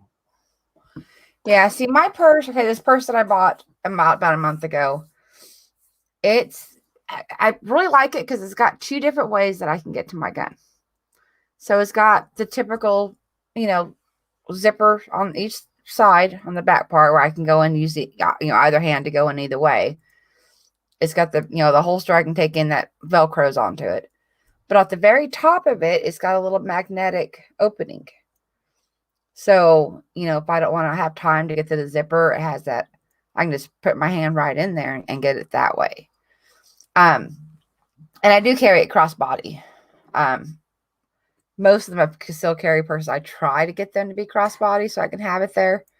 And then that's where I leave it. If I'm walking around for a long time, if I sit down, if I'm grocery shopping, I don't take it off and put it in the car if my gun's in there. and stuff. But that's how I usually carry it from there. It's just if you're walking for a long time, like I did that. I think in San Antonio for a little while, but then my purse gets a little bit heavier the longer you walk around having that firearm in there compared to not. But and stuff, or I'll carry on me. But what's really funny, like, because I do not like open carry. I don't want anybody to know I have a gun, because if you look at me, you wouldn't think, oh, she has a gun. And speaking of which, I mean, I was wearing the gun the other day. I think me and Snob was getting ready to go out of town, and I got out of his truck, and his truck is tall, so sometimes I have to like slide out of it. Well, my shirt came up a little bit, and so we're at a gas station, and so my shirt came up, and it was showing my gun and stuff. And there's two guys.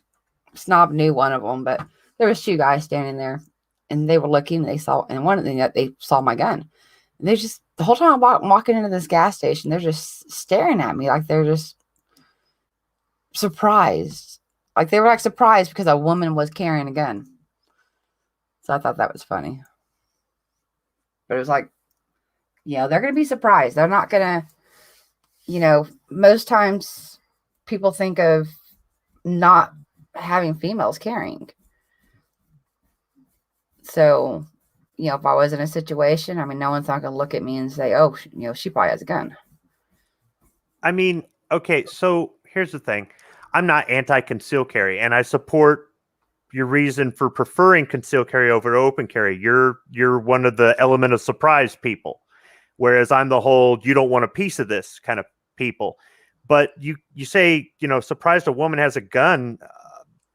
Lots of women are armed. I mean, we even have women gun, like conceal carry gun clubs around here. That's you're making it sound like that's unusual for a woman to have a gun. Lots of women have guns. Yeah, but there's a lot of the population that don't think that way. Yeah, I was thinking the same thing that Squid was thinking, is maybe it could just be, wow, Stacy's got a gun. I didn't know Stacy carried a gun. Or, hey, I wonder if Stacy knows that our gun is showing. But I do understand, the percentage of people that you're talking about that are like, oh, no woman's got a gun, no woman's an easy target. But I don't think that I don't know, it's hard to tell. I wasn't there, so it could be they're just shocked that you had one, or it could be a dude that's just like, wow, I didn't know that chicks were carrying guns around. Yeah, I think that's probably like only like part of the population, that, I don't know, maybe, their wife doesn't shoot or their spouse doesn't shoot or whatever. There's only like, but that's why I feel sometimes with certain people, like they're just kind of surprised. Well, I mean, it's not unbelievable. The majority of the anti-gun groups are run by women. Most of the politicians that are screaming about gun control are women. Well, and it's not even all anti-gun people. I mean, some of it is just people that are, sexist. Well, no, I get that, but I'm saying it's most of your anti-gun propaganda is coming out of the mouth of a woman. So if a dude is thinking that women don't like guns, and even back when we were boy, guns are icky. Girls like dolls and pancakes. Boys like mud and guns. Hey, I played in enough mud when I was a kid. I was a tomboy, though. I'm gonna need some video evidence of that, please.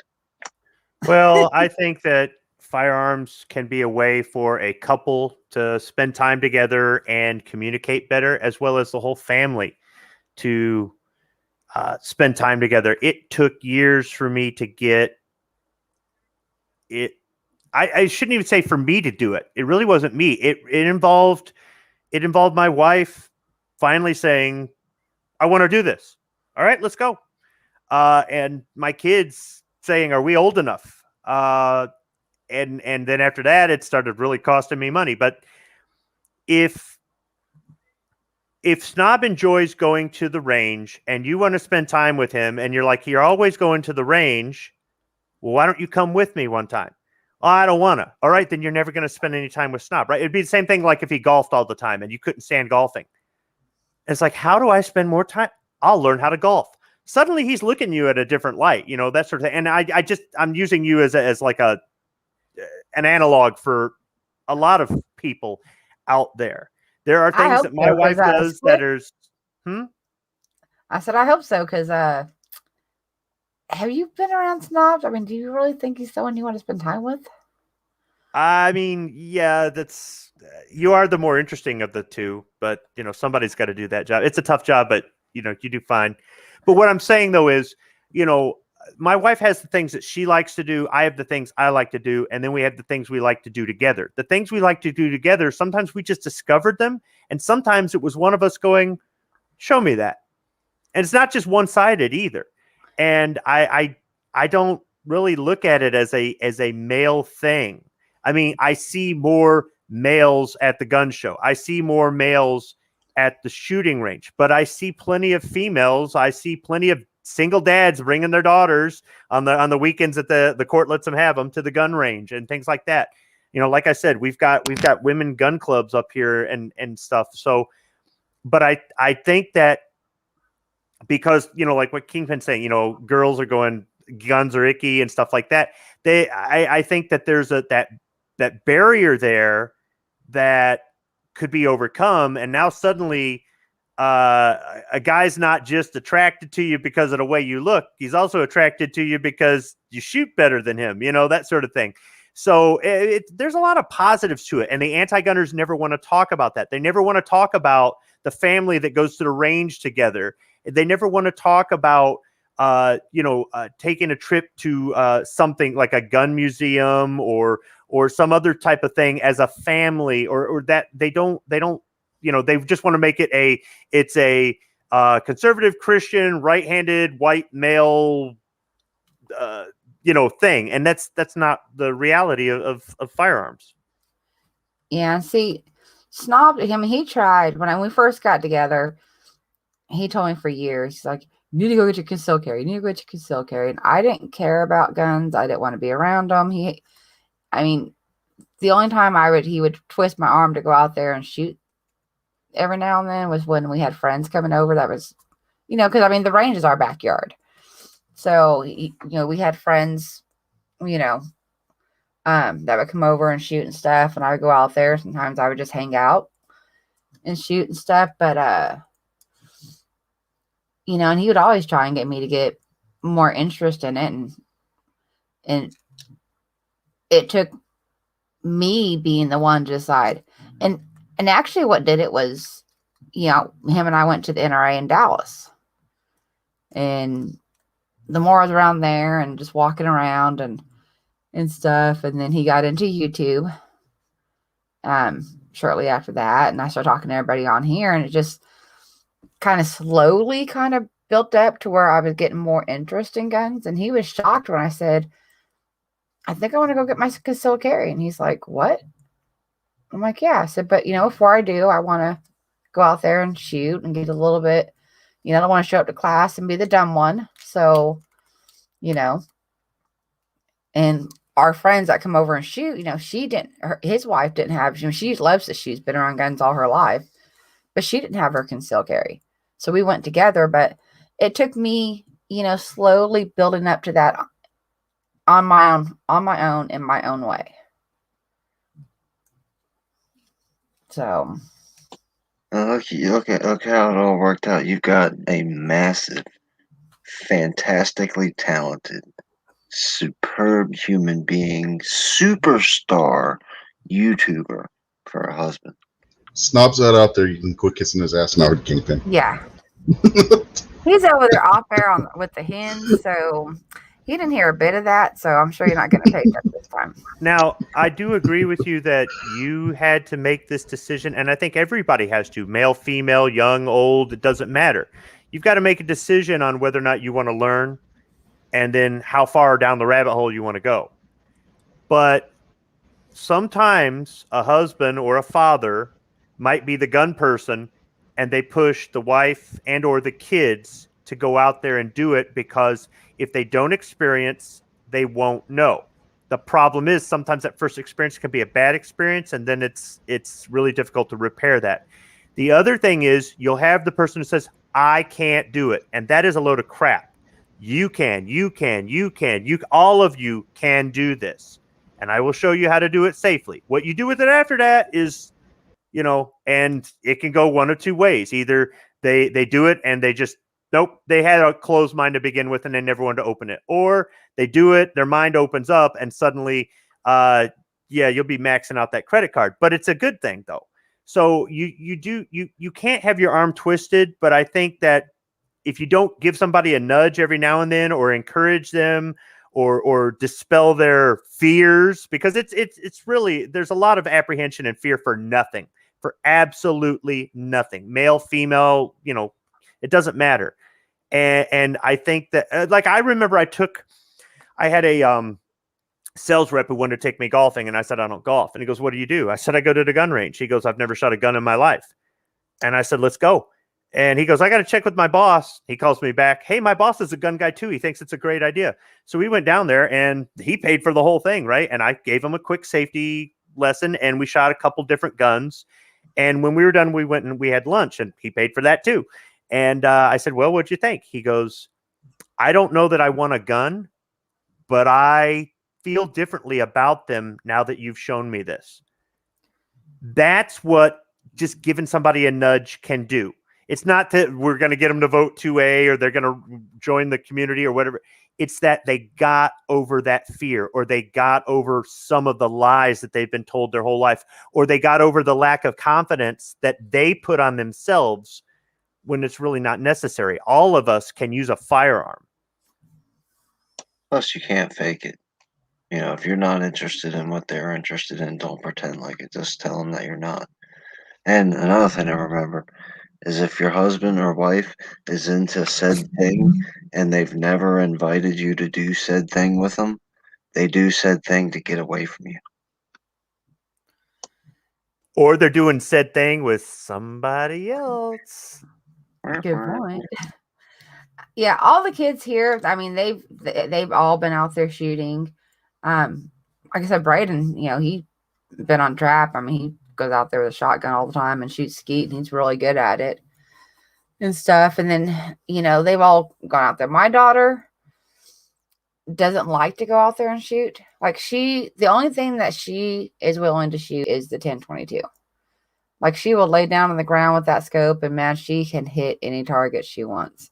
Even with that Matrix or whatever that was, that Mantis, dry fire thing, she was getting like perfect scores off of that thing. She can shoot and she can hit the target, but she doesn't like to try guns that have more recoil, and she does not like the loudness of it. And she doesn't like wearing earmuffs, but she also had, ear tubes when she was a baby. She was little. She always had, she had eardrum rupture, tons of ear infections when she was a kid and stuff. So I think that's part of it, is the noise, and then wearing earmuffs during it and stuff.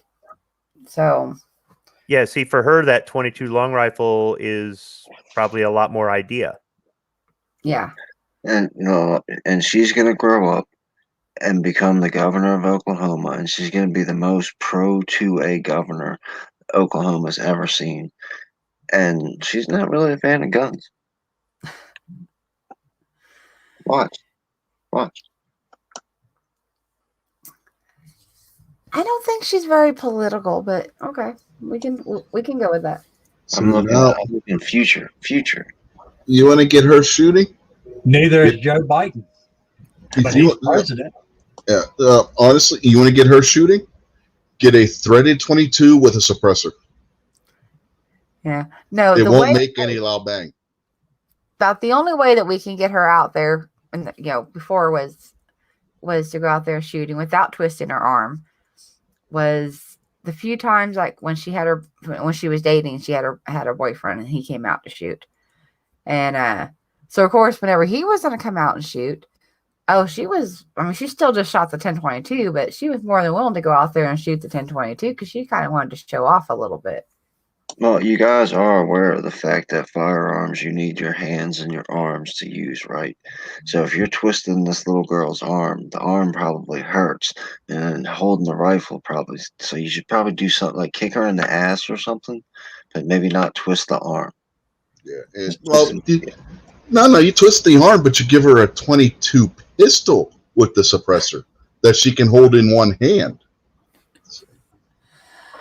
All right, this is the same daughter that did your logo, and she's my biological daughter, and you guys know me, so she is like a miniature me, so she's mean and evil. So in other words, you say you're afraid of your kid. She's mean and evil. That would be a yes. School will have to let you know when better not be afraid of your children. Tell her, Squibby. Give her some parenting advice. She's a really good kid. She is getting good grade. She has a good grade. She, teenage attitude sometimes, mostly with Snob. But her and I are close. She's good. She's working a job now. She's been working for almost 2 months at Brahms, saving up her money. So when my kids when they go above average, that's usually when they get another gun. So it behooves them to get good grades, or it behooves them to be nice to their mom, or it behooves them to show some respect when they're at somebody else's place, or it behooves them to take the initiative and do something without having to be told, because it'll keep you armed. When my older son moved out of the house, he had a gun safe full of guns and ammo and everything else. Where do you think that come from? It wasn't from him. So there are ways you can reward your kids, and they'll thank you for it later too, because that's something where they're not going to get bored with it and get rid of it like some silly video game or a toy. That's something that they might hand off to their kids or grandkids one day. My son's got 3 guns. 2 of them I bought and 1 he bought. He's got the SKS, which I got him when he turned 18. He's got the 1911, which he got when he turned 21, and then he bought himself an M1 carbine.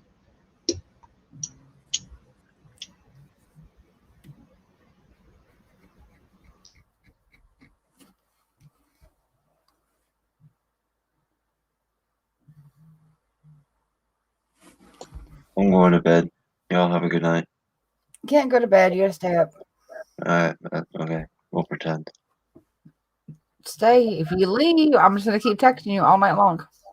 I'm aware of turning my cell phone off, and I know how to block your number. All right, you can't turn your cell phone off, and you can't block my number. That's rude. All right. It's rude for me to do that, but it's not rude for you to text me all night. No, it's not. 'Cause you can't leave me. Where's that sexism we were talking about earlier? A little bit of matriarchy going on, some female privilege. But it's okay when I do it. I think that's communism there for you. There you go, boys. We found the communist. Yeah, we got the communist. Flushed it out. Or is it communist or is she feminist? What's the difference? Mm, Feminist is just what you call female communist, right? Yes and no. I mean, I've known feminists that weren't communist, but they didn't fall into that's men are evil type of feminism. And you didn't know feminist. No, they're a different kind of feminist. Nope, Patriot, you can't leave either. Patriot's got to stay too. Well, no, because I'm getting ready to wrap this up anyway, because I'm getting tired. We've been going for almost 4 hours now. Well, y'all suck. I thought you got here late. Well, you were actually talking about something interesting, not, grown men. We talked about all kinds of different stuff. And we didn't actually talk about the wrestling so much as we talked about people getting bit by cobras and shit like that. Even when we were talking about the wrestling and, having giant lizards and all kinds of other stuff. I have that video queued up, Rich. I'll be watching it after the show. Which one? The one where he gets bit by the cobra? Yeah, this is titled Jake the Snake Roberts Attacks Randy Savage with a Cobra. It's 3 minutes and 43 seconds. Yeah. Now, remember, the whole time you're watching that, Squid, what would you rather see? This cobra attack this guy or a really, really hot chick? Well, I see a really, really hot chick every time my wife walks in the door. His wife must have just walked in the room. Pretty much. No, I'm home alone like Macaulay Culkin. Make sure Michael Jackson's not in your closet. And in that case, his wife is watching. No, she's the director of some of my videos and the biggest critic, but she doesn't really watch me on the live shows. I think it would bore her. Okay, I'm out. See y'all All later. right. Later, Kingpin. Fine. Bye. See ya. So, Buck, you got anything you want to say before we get out of here? Because I do have to wrap this up. No, just everybody stay safe. Thanks for the invite.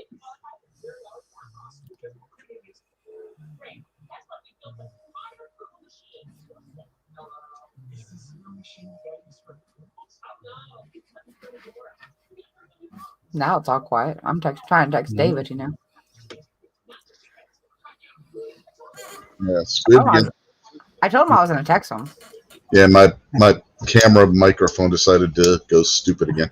So, Squib, you got anything you want to say before we get out of here? There, guess not. No, there it is. Thanks for the invite. Okay. Interesting conversation. Yeah. Multiple topics discussed. And what about you, Stacy? Anything you want to say before we get out of here? Well, I really can't say thanks for the invite. I mean, I had to get David to send me an invite. Well, you could have asked in the chat, and I just sent you one. I mean, jeez. I know, but it was more fun to to text David and say, if you really, really love me, you're send me a link. And he did so. Yeah. Yeah. Yeah, I have a lot of fun texting people. Mm-hmm. But other than that, not much. But I got to join for a while and talk. Yeah. Yeah, you should have been here from the start. We were talking about we've been talking about crazy stuff all night. I mean, we did talk about wrestling, but even when we were talking about wrestling, it was crazy stuff about wrestling. Except for when Kingpin wanted a history lesson on what's going on right now with the one thing that's happening. So that was one time we got real, like, wrestling technical. The rest of the stuff was like crazy stuff that happens in wrestling. That even the standard people that don't watch wrestling could have got a laugh out of. Yeah. Like Randy Savage getting bit by a cobra live on television.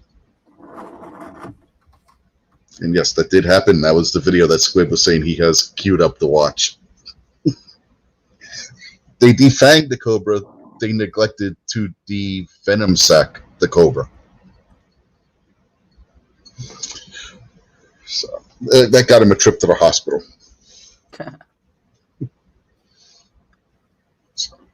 Anyway, on that note, we will bid everybody adieu for this evening.